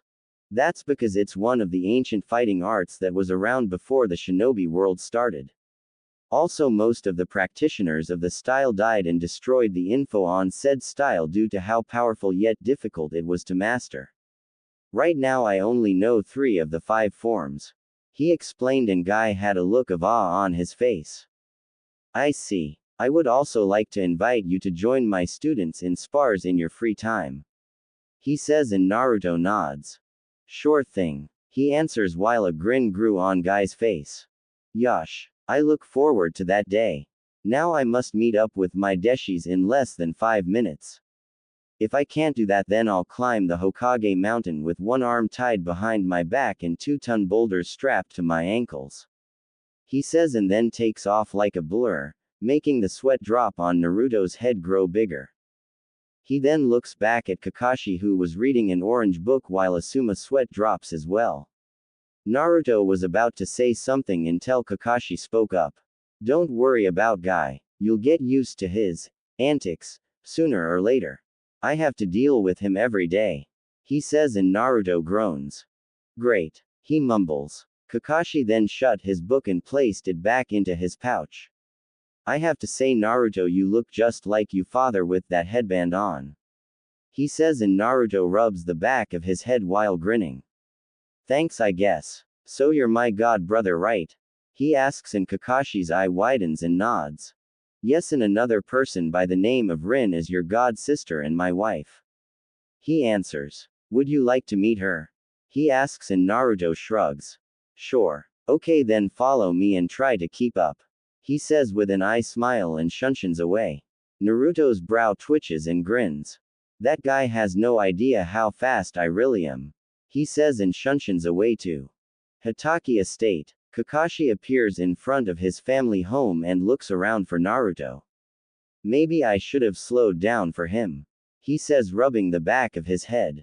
Is that so? A voice says and Kakashi looks around not seeing anyone, but then a pebble bops him on the forehead and looks up to see a grinning Naruto sitting on the roof. How? Was all he asks and Naruto chuckles. What are you so shocked for? I never did show you all my real speed. He answers and Kakashi's eye bulged from his head. Just who in the hell trained this kid? He ranted into his mind while Naruto leapt off the roof and landed in front of the man. In the dragon realm, Bahamut was in his human form talking to Tozi until he sneezed. Damn it. That brat is talking about me again. He growled and snorted purple flames from his nostrils while Tozi giggles.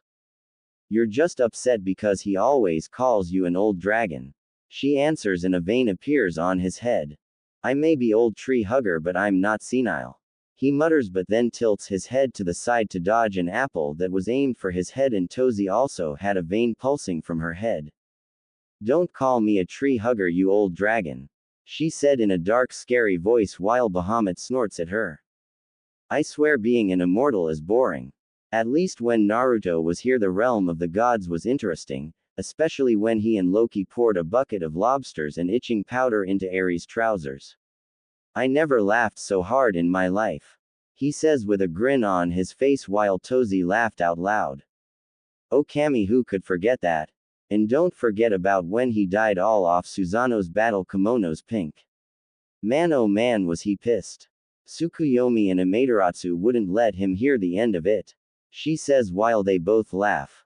Konoha Hitaki Estate. So are we going in or are you just gonna gawk all day? Naruto asks and Kakashi gets out of his shocked state and nods. He then pulls the slide door open and removes his sandals, as does Naruto while they enter the compound. Kakashi-kun, is that you? A feminine voice asks. Hi Rin-chan, and I brought company. He replies and winks at Naruto, who blinks in confusion. From out of the corner, a woman appeared. She was 5'5" with brown hair that stopped to her upper back. She had deep brown eyes with purple markings on her face and wore a black dress that hugged her hourglass figure. She is Rin Inuzuka Hitaki. She sees her husband and smiles. Hey Kakashi-kun, how was your, she says, but then freezes when she sees a teenage version of her late sensei. K Kakashi, is that? She asks while she looks at Naruto and Kakashi nods. Yep, that's him. He answers and Naruto just blinks. Hi, he said while smiling sheepishly. That was when Rin squealed and glomped the young blonde. Oh my Kami, look at you, she says while a sweat drop appeared on Naruto's head while Kakashi snickers. Rin pulls away from him and gets a good look at Naruto. You look so handsome, Naruto-kun. Kakashi probably told who I am already, but if you want you can call me Rin-chan or Nei-chan, she says with a giddy look on her face. Naruto rubbed the back of his head nervously. Okay Nei-chan, he answers and she hugs him once again. Kakashi, he called me Nei-chan. She squeals and Kakashi panics when he sees Naruto turn purple. See, can't breathe, he wheezed out until he went poof, making Rin blink in confusion and look around only to see Naruto panting heavily, and Kakashi chuckles while she blushes in embarrassment. Sorry, I was just so excited. I haven't seen you since you were only a baby, she explains, and Naruto smiles back. That's okay, he says as he brushes his hair back with one hand. Oh, now where are my manners? I have some tea ready, would you like some, Naruto? She asks. Hi, he says, and she leads them to the kitchen until they hear some footsteps. Coming out of the corner were two 8-year-old kids. One was a boy and looked like a miniature version of Kakashi, and the other looked like a younger version of Rin. Hey To-san, Ka-san, called the silver-haired boy. Kakashi and Rin turn around and see their children, Toshiro and Kasara. Rin smiles at her two children and pats them on the head. Hey you two, how was the academy? She asks. Boring, Kasara answers. Yeah, when can we learn some jutsu? Toshiro asks. When you both graduate, Kakashi says, smiling, and the two pout and then look to see a blonde teenager. To-san, who's that? Toshiro asks. That Sochi is Naruto. He's the son of our sensei. The one we told you stories about. He answers, and they look back at Naruto. Hey, he says, smiling back at them, and they run up to him with stars in their eyes. You're the son of the Yondaime Hokage? Toshiro asks. Can you do his yellow flash technique? Kasara asks, and Naruto rubs the back of his head and looks back at Kakashi and Rin. Kakashi was chuckling and Rin giggled at her kids' expressions. Alright, you two go get washed up for dinner and get started on your homework, Rin says. Ka-san. The gender twins whine. Listen to your Ka-san, kids, and get at it. Later on I'll show you a jutsu I know, he says. Okay. Hey Ka-san, can Aniki help us with our homework? Toshiro asks as he points to Naruto, who raises an eyebrow. Aniki, he says, looking at Kakashi, who was grinning under his mask. Welcome to the family, Naruto, he says. That was when Toshiro and Kasara each grabbed one of Naruto's hands and tried to drag him to their room. Come on Aniki, you can help us with our homework and have dinner with us afterwards, Toshiro says, and Kasara nods. He as fun as that would be, I have to get home soon, he says, and the two look at him and pout. Do you have to? They both ask, doing the puppy eye jutsu. Naruto just smiles and ruffles their heads. I'm afraid so, but I promise I'll come back and help you guys with your homework as soon as possible, he says, and looks back at Rin. I'm sorry if I cut this short, Nei-chan, and thanks for inviting me for tea. If you want, you guys can come over to the Namikaze estate and have tea with me over there, he offers, and Rin nods. I'd like that, Naruto-kun, she says. See ya later, Kakashi ni-san, Naruto says, and then flame shunshuns out of the house while Toshiro and Kasara had stars in their eyes. That was so cool, Toshiro says, and Kasara nods. Yeah, it's a lot cooler than To-san's version. How come you can't do that, To-san? Kusara asks, and Kakashi was now in a corner with his shoulders slumped and his head down, and a rain cloud hovered over his head. Oh great, now my children think I'm a lame dad just because I can't do what Naruto did. He mumbled while anime tears fell from his face. Rin however giggled at his and led her children to their room. Village Square. Naruto was now walking through the village with his hands in his pockets. When he was doing this, he noticed that the villagers were giving him shocked looks, believing that he was the reincarnation of the Yondaime. Most of the females were blushing and giggling at him. He kept walking through the village street until he saw a dango shop and his stomach growled. Might as well have some dango. Momiji will probably make a huge dinner when I get back, since she and Amaterasu said I had a bottomless pit for a stomach. He says and walks into the place. As he walked in, he found an empty seat and sat down on it. As this happened, a waitress with long black hair and blue eyes approached him as he looked at the selections on the menu. Hello sir, welcome to the dango shop. Can I start you off with an appetizer? She asks, and Naruto looks up. Oh no thanks, I'm ready to order. I'll have one large plate of beef dango with sweet bean soup and a cup of jasmine tea. He answers and she nods while she writes it all down. Thank you sir, and order should be up soon. She says as she takes the menu but leaves a folded paper in front of him and leaves. Naruto blinks at it and opens it up and sweat drops.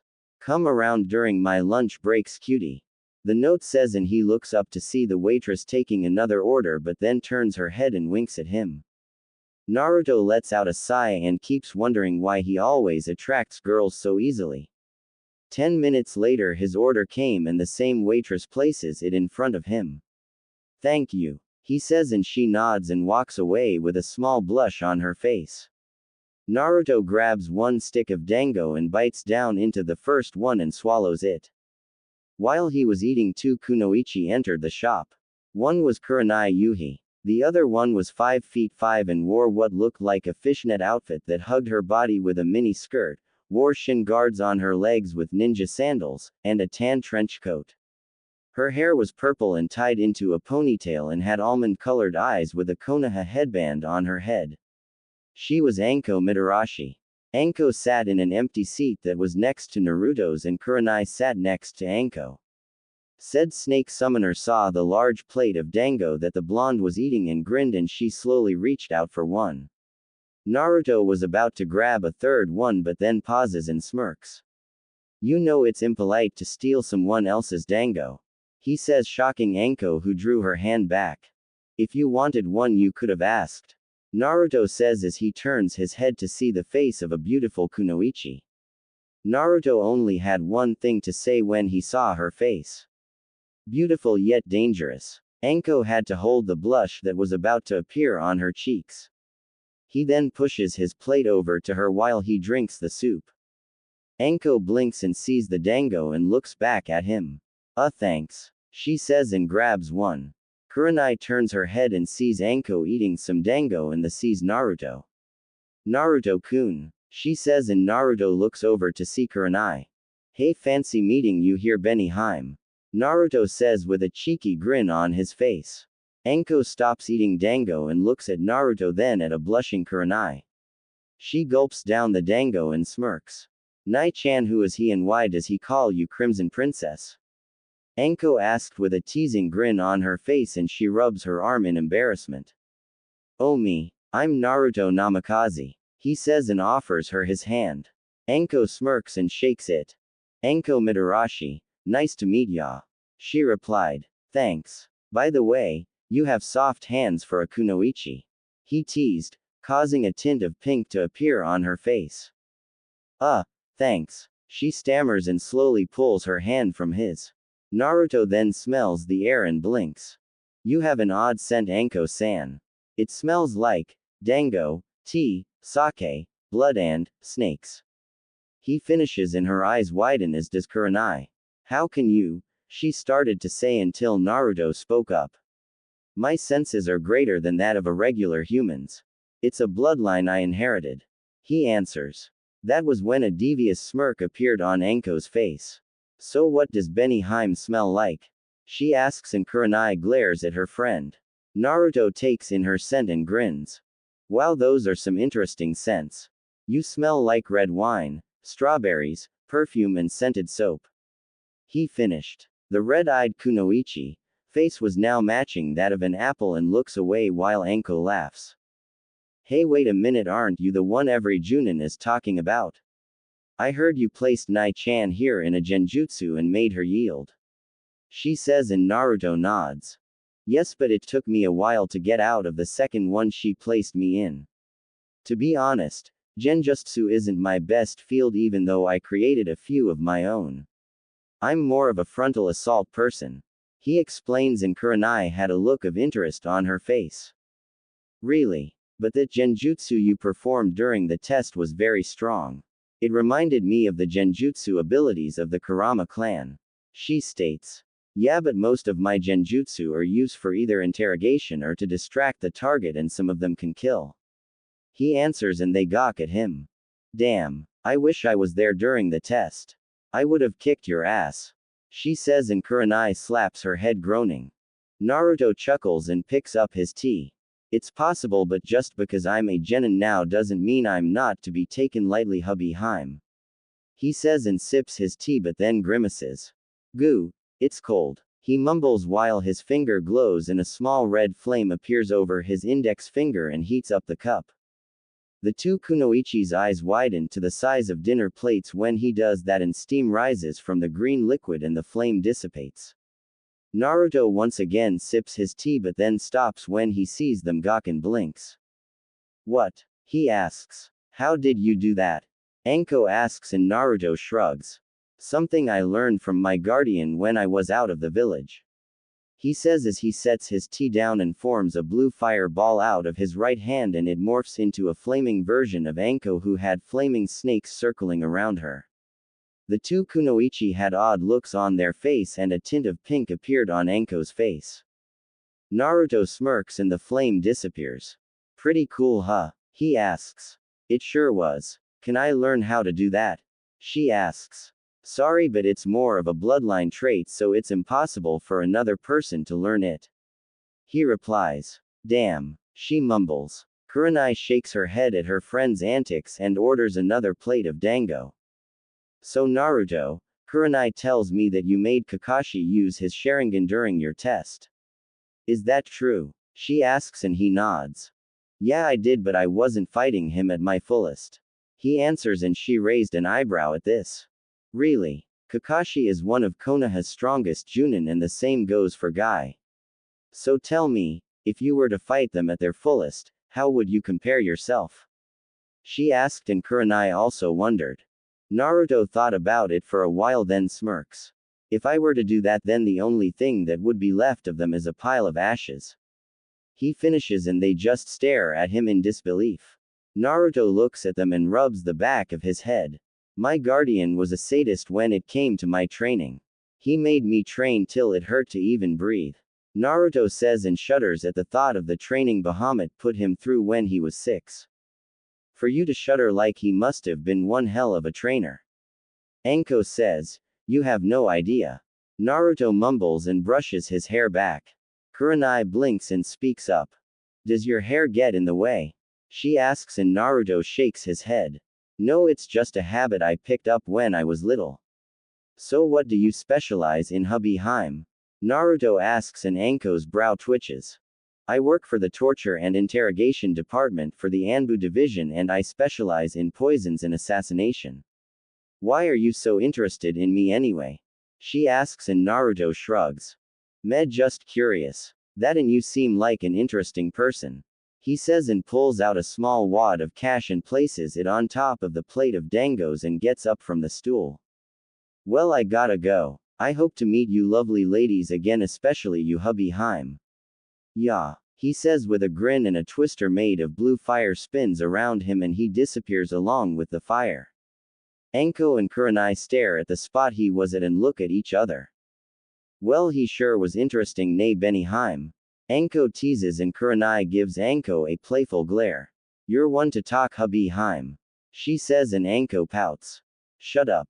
She mumbles and Kurenai giggles and they continue to chat in the dango shop.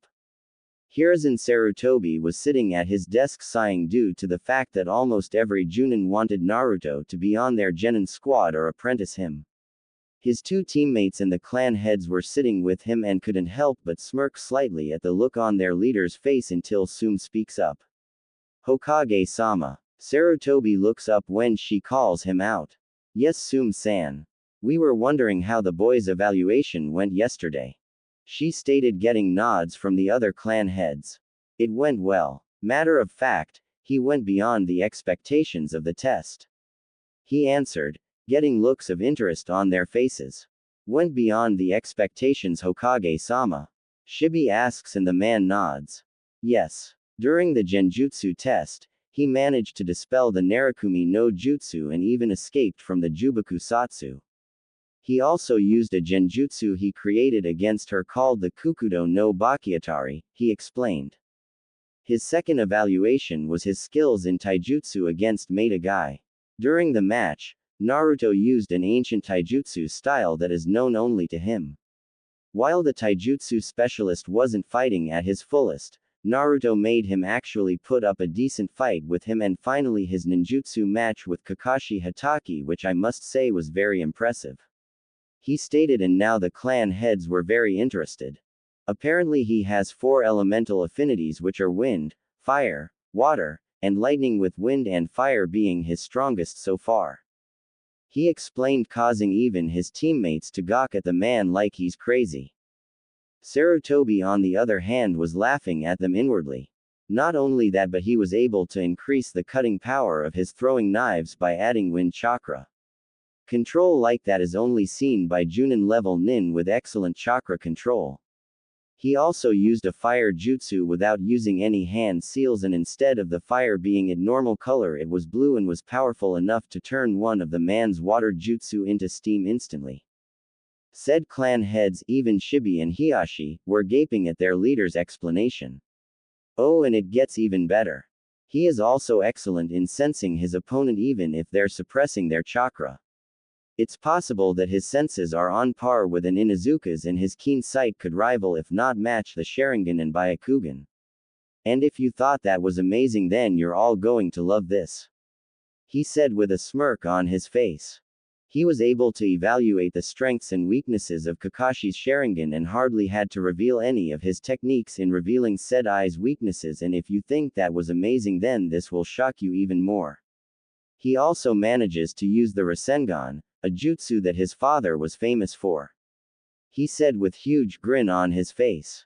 Everyone in the meeting room's eyes bulge out of their heads and their jaws hit the ground. I can honestly say that Naruto Namikaze is without a doubt a prodigy like his father.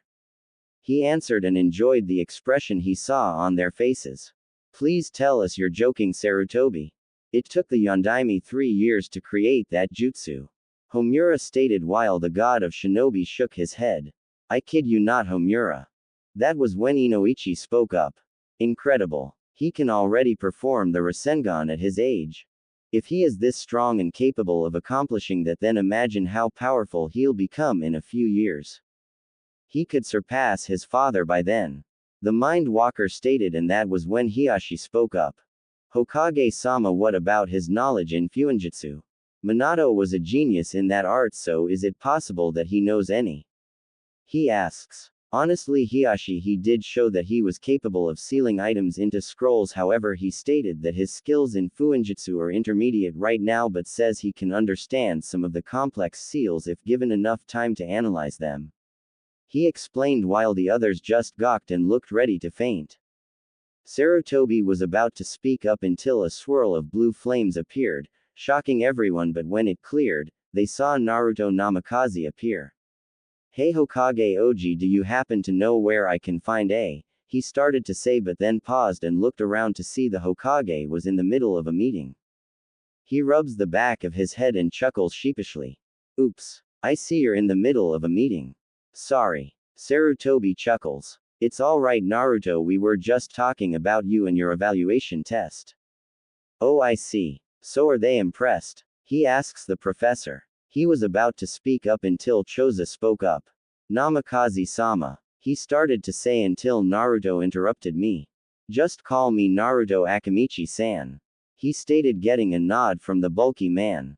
Very well, Naruto, we were wondering just how good you are in Fuinjutsu. Hokage-sama stated that your skills in the art were intermediate right now. Naruto looked at the old man and nods. Yes, I am at the intermediate level of Fuinjutsu. I can also analyze more complex seals, but it'll take me a while to understand how they operate. He explained. And what about your affinities? Sum asks the half-breed. I have 4, with my strongest being fire and wind being my second strongest. He answered, leaving the woman stumped. Damn. So it wasn't just a tall tale. And this aura, he's an alpha with no equal. I've got to get him and Hana together. If only I was a few years younger then, no. Bad Sum, she ranted in her mind and trying to hold down the blush that was gonna appear on her face. That was when Makoto spoke up. Naruto-kun, exactly how strong is your affinity to fire? She asks. Naruto looks at her and a grin appears in his face. He holds both of his palms out and from his hands, blue fire appears on them.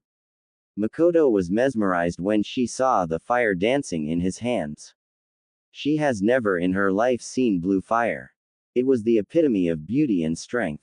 My affinity to fire is so strong that I can practically produce it out of thin air and by sheer will. Not only that, but I can add it to my taijutsu, increasing the amount of power and damage it does. He explains while the flames vanish, and that was when Shikaku speaks up. So your affinity to fire is similar to the Nadime's affinity to water, correct? The shadow user asks, getting a nod from Naruto. Yes it is, but I have a long way to go before I can use fire in its strongest and purest form. He answered, leaving the clan heads wondering what he meant by using it in its strongest and purest form. That was when Hiruzen coughed to get the clan heads' attention. As interesting as this is, I need to get back to work and decide on the teams. You're all dismissed, he said. The clan heads and 2 elders got up and left them alone in the tower. Now then, Naruto, you had something you wanted to ask me. Yes, would you happen to know where I can find a good blacksmith? I'm trying to get more copies of the kunai for my dad's signature jutsu made, as well as some trench knives to go with my techniques. He asked and explained to the man who rubbed his goatee in thought. Actually, there is someone I know who is stated to be the best blacksmith in the village and fire country. His name is Arashi Kazama. He was a shinobi in the ranks but was forced to retire due to an accident during the last war. He is now a blacksmith and owner of a weapons shop in the upper district near the clan compounds and market district. It's a building with 2 katanas in an X formation. He explained. I see. Thanks for the info, he says and shunshuns away. The shinobi no kami then picks up his pipe and inhales the fumes from it, thinking about what team he should put Naruto on. What team should he be put in? He apparently doesn't need help in learning the jutsu or with his chakra controls, since his genjutsu skills are on par with Kurenai's, so Team 7 and 8 are out of the question. Team 9 is still in session and the Inoshika Cho trio need to be together. He thought until a smile appeared on his face. I think I just solved my problem, he says as he prepares the team selections for tomorrow. Meanwhile, Naruto was walking out of the clan district and near the market district looking for a building with 2 katanas crossing in an X formation. Okay, he said that it was near the clan and market district. He says to himself until he sees a building with 2 katanas crossing in an X formation. That must be it. I just hope the guy isn't too busy, Naruto says and walks towards the building. When he approaches the building's doors and opens them, he couldn't help but be impressed with what he was seeing as he entered.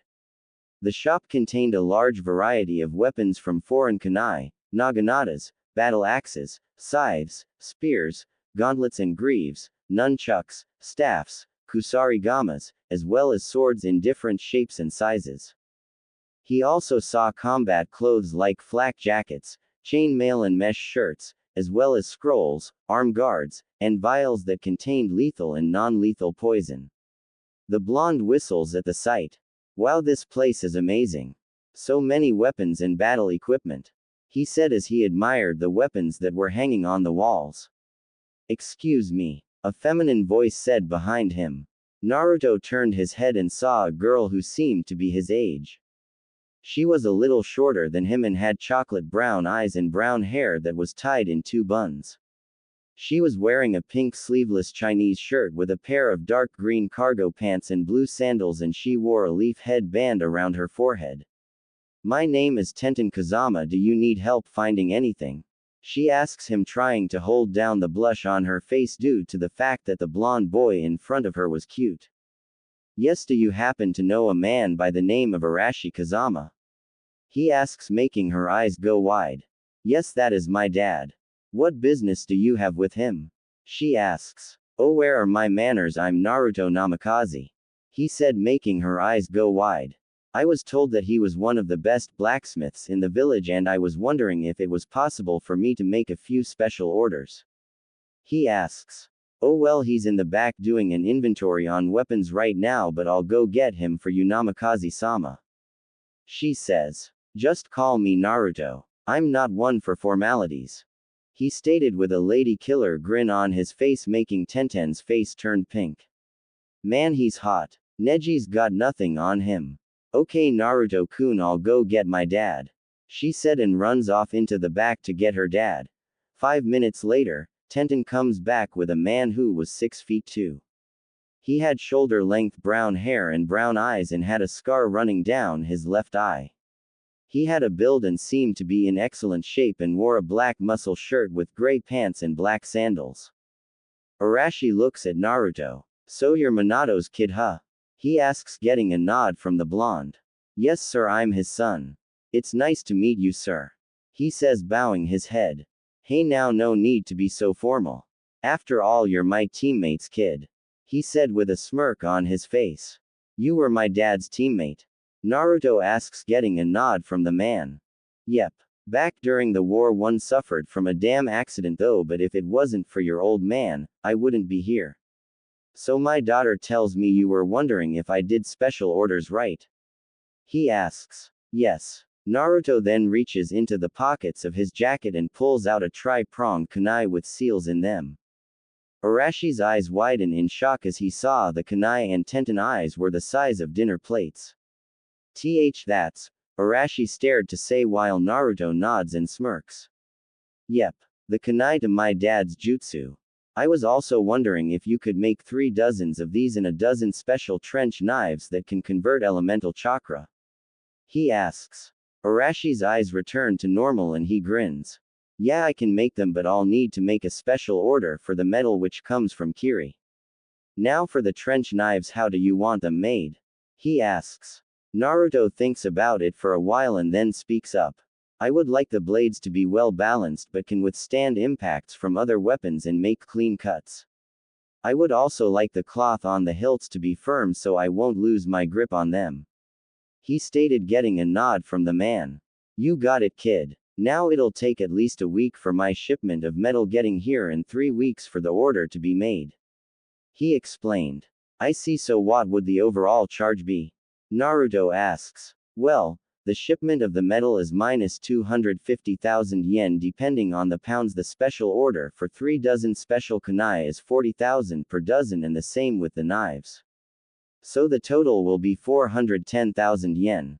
He finished. Okay, that's cool. Just send me the bill once everything is done. He says, causing Arashi and his daughter to look at him like he was crazy. Why, you're gonna pay for all of it? He asks incredulously while Naruto grinned. Sure. Money's no problem for me. He answered. Hey, you're okay, kid. Well, I'm gonna make the call for the shipment. He says and heads into the back, and that was when Tenten spoke up. So Naruto-kun, you're a ninja, right? She asks, getting a nod from the blonde. Yep, but I didn't go to the academy. I spent the last 14 years with a distant relative of my dad's and came back here to become a ninja for the village. I was evaluated by the Hokage yesterday and I'm now a genin. He said, pointing to his headband. So how long have you been a genin? He asks the weapon user, who smiles back. 8 months. My sensei is made a guy. She answered. Naruto nods but then paused for a while, making Tenten worry. Are you okay? She asks. 5, 4, 3, 2, 1. Hold up. You're a student of that weirdo? He asks with a horrified look on his face. Tenten blinks and nods. Yes, why? She asks Naruto. Said blonde's eye twitches and speaks up. He was one of the ninja who evaluated my skills in taijutsu. Talk about creepy. He was ranting on about youthful flames and doing a freaky pose. And what the hell is up with his form of fashion and his eyebrows? Those things are huge and I could have sworn I saw one of them move. He asked her, making Tenten giggle. Yeah, that's how I reacted when I first saw him as well. What makes it worse is that one of my teammates idolizes him. She answered. Naruto's eyes bulged out of his head and his jaw drops. You shouldn't joke about those kinds of things, Tenten. Who in their right mind would idolize Guy of all people? He asked with a deadpan look on his face. Tenten wondered that too and shook her head. Sadly he does. She mumbles and Naruto pats her on the shoulder. You poor thing. Well, I have to get going. I'll see you around, Tenten. If you ever want to train or hang out, come by the Namikaze estates. See ya, he says and walks out with his hands in his pockets. Tenten continues to watch his retreating form and couldn't help but admit to herself that he was very cute. Her father Arashi was watching from the desk with an evil grin on his face. So I'm guessing that Neji kid is out of the picture, Masumi daughter? He asks. Tenten jumps and glares at her dad but was blushing in embarrassment. Shut up, Dad, it's not like that. She yelled, only for him to laugh at her. Whatever you say, Ten-chan. He answered while her face glower red in anger and embarrassment. She then muttered about Dad's being nosy and stomps off to the back of the store while Arashi laughed at his daughter's expense. Meanwhile, Naruto was walking through the compound district, passing the Inuzuka district until he paused and heard a faint sound near the forest and it sounded like whimpering. He decided to find out what was the cause of the whimpering and walked into the forest where the whimpering was getting louder. When he passed a row of bushes, he saw a white and black wolf cub with bluish-green eyes. Next to the pup was a female who appeared to be 17. She was 5 feet 5 with a tan complexion. She had brown hair that was tied into a ponytail with a few bangs hanging down. She appeared to be wearing a chunin vest that showed a little cleavage with biker shorts and ninja sandals. She also had a tattoo of what looked like a flower on her right arm and had red fang-like markings on her face. She was Hana Inuzuka, Sume Inuzuka's eldest daughter.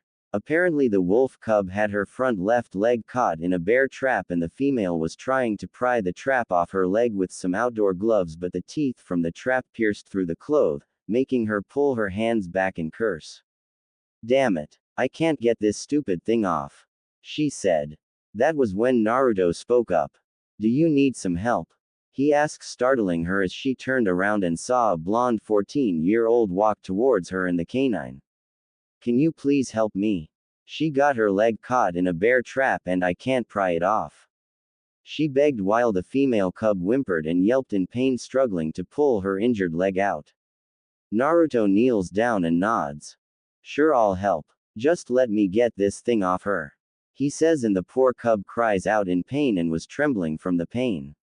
Yes, I know it hurts, girl, but you have to hold still so I can pull this off, he says and strokes her behind the ear, trying to calm the poor creature down.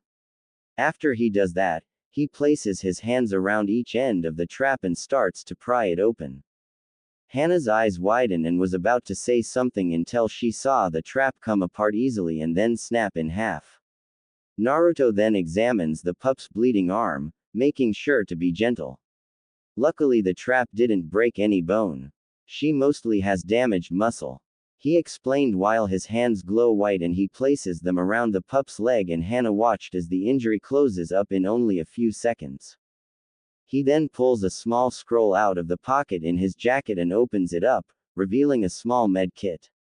He opens it and pulls out some wrapping cloth and medical tape. After that he proceeds to wrap the cloth around the pup's leg and then adds the tape. He then puts the kit and scroll away and smiles at the pup. There you go, girl. Just stay off that leg for a day and you'll be able to walk perfectly. He says. The cub lets out a bark and licks his hand. You're welcome, he says and looks at Hana, who was amazed but then speaks up. Thank you, Naruto Uzumaki Namikaze. He answered, causing her eyes to widen. He's the one Ka-san was talking about. She wasn't kidding when she said he was handsome for his age. She thought and smiled back. I'm Hana Inuzuka, the heiress of the Inuzuka clan. She answered. Said blonde carefully scooped the wolf cub up in his arms and said pup was wagging her tail. Would it be okay if I helped bring her back to your home? He asks, getting a nod from her. Sure, and thanks for helping her. Her name is Hanon. She likes to wander around and is always curious, but apparently her curiosity got the best of her. She answered, scratching the back of the cub's ear. Hanon yips in frustration when Hana takes her out of Naruto's arms and they head over to the Inuzuka compound. After reaching the front door of the Inuzuka compound, Hana spoke. Thanks for helping Hanon, Naruto-kun. I don't know what would have happened to her leg if you hadn't showed up. She stated while he rubbed the back of his head. You're welcome, Hana-chan. Well, it's getting late and I have to get going. He says and looks at Hanon, who looked like she was getting ready to cry. And Hanon, stay off that leg and away from bear traps. He said, patting her on the head and getting a happy bark from her. Naruto turned around and was about to leave until Hana spoke up. Hey Naruto-kun, she called out, and he turned his head. If you ever need a guide to show you around the village, let me know.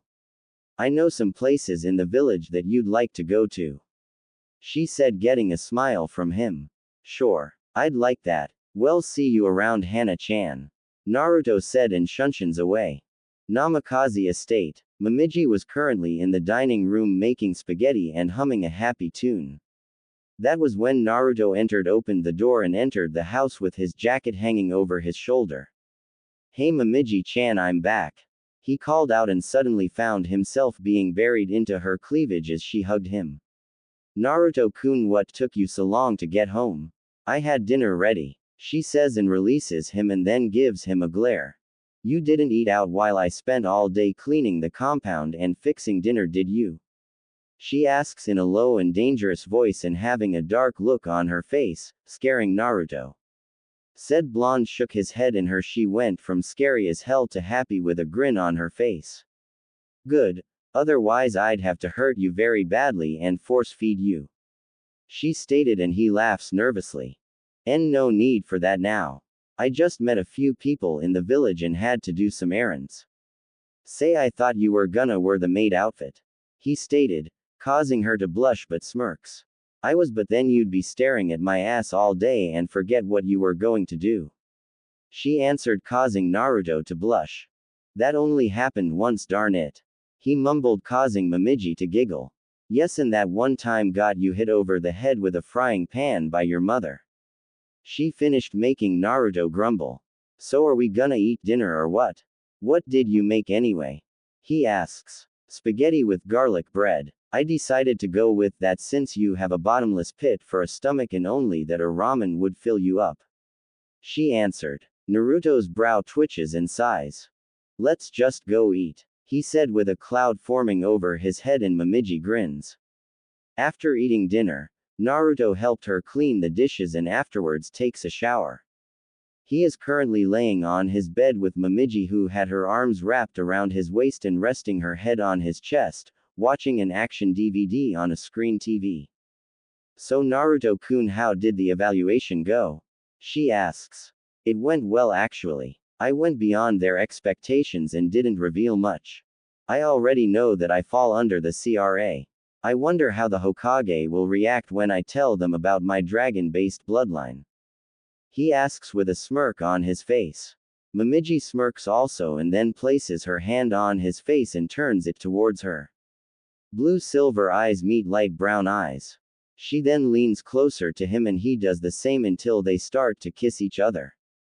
They deepen the kiss and Naruto places his hands on her hips and pulls her closer to his body, and Momiji places both hands on the side of his face.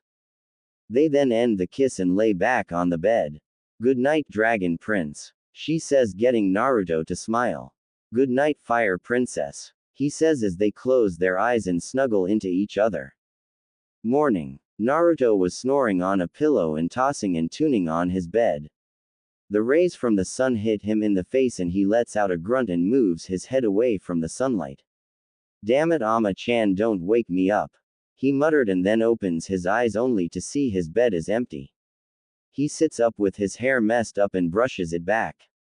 His door opens and Momiji pokes her head in the room grinning. Hey sleepyhead, hurry up and get dressed.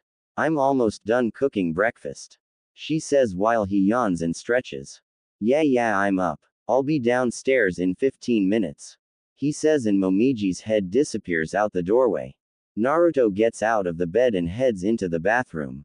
Afterwards, he heads downstairs wearing only his black sleeveless muscle shirt and dark blue pants. Momiji was in the kitchen putting bacon, eggs, and 3 pancakes on his plates and he sits at the table where 2 glasses of orange juice and milk were sitting and Momiji was approaching the table with 2 plates full of food and set one in front of Naruto and sits down with her.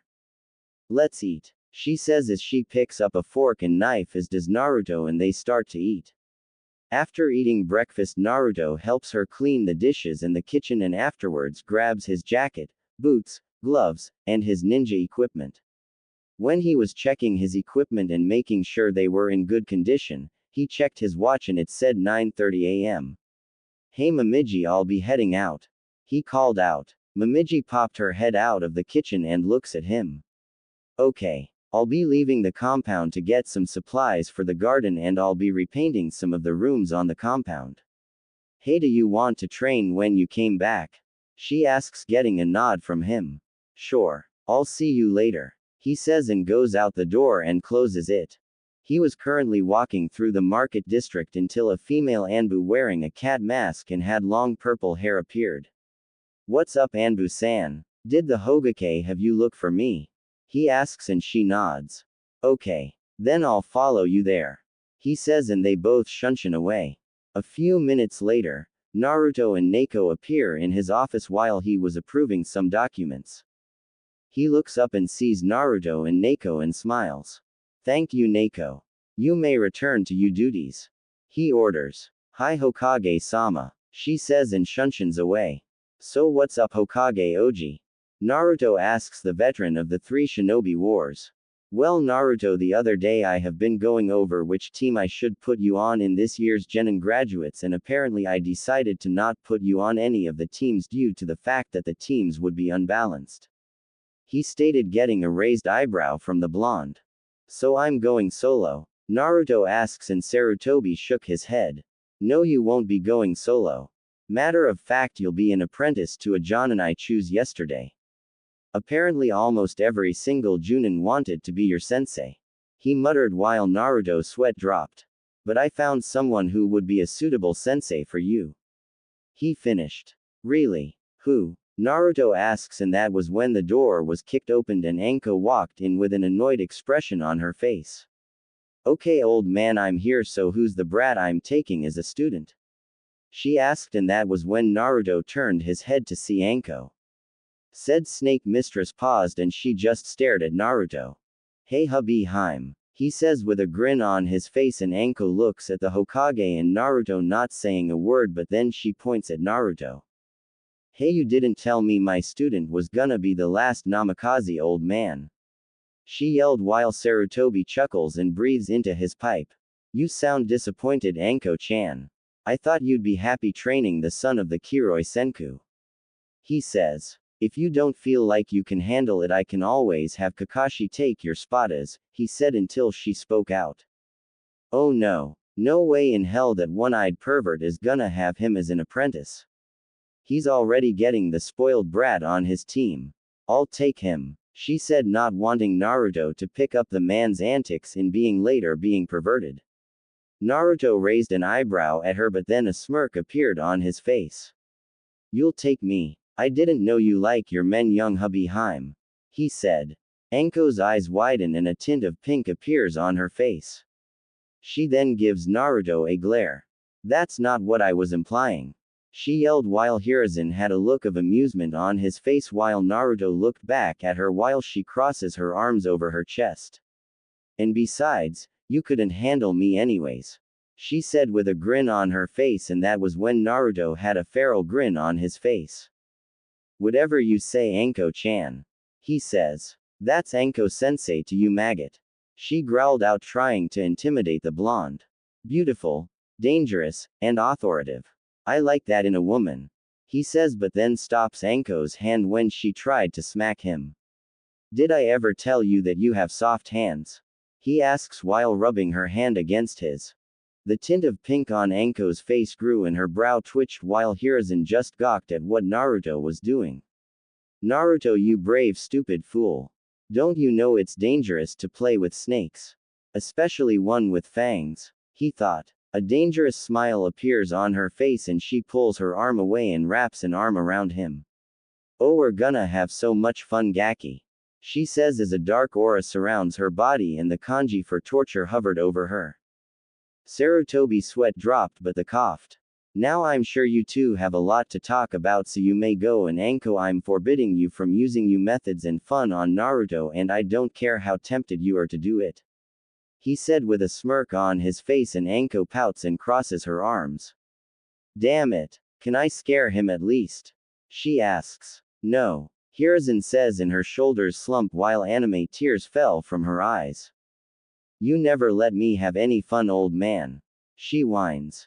Hiruzen chuckles and shakes his head at her actions. What you call fun I call inhumane, he stated. Naruto chuckles and pats her on the back.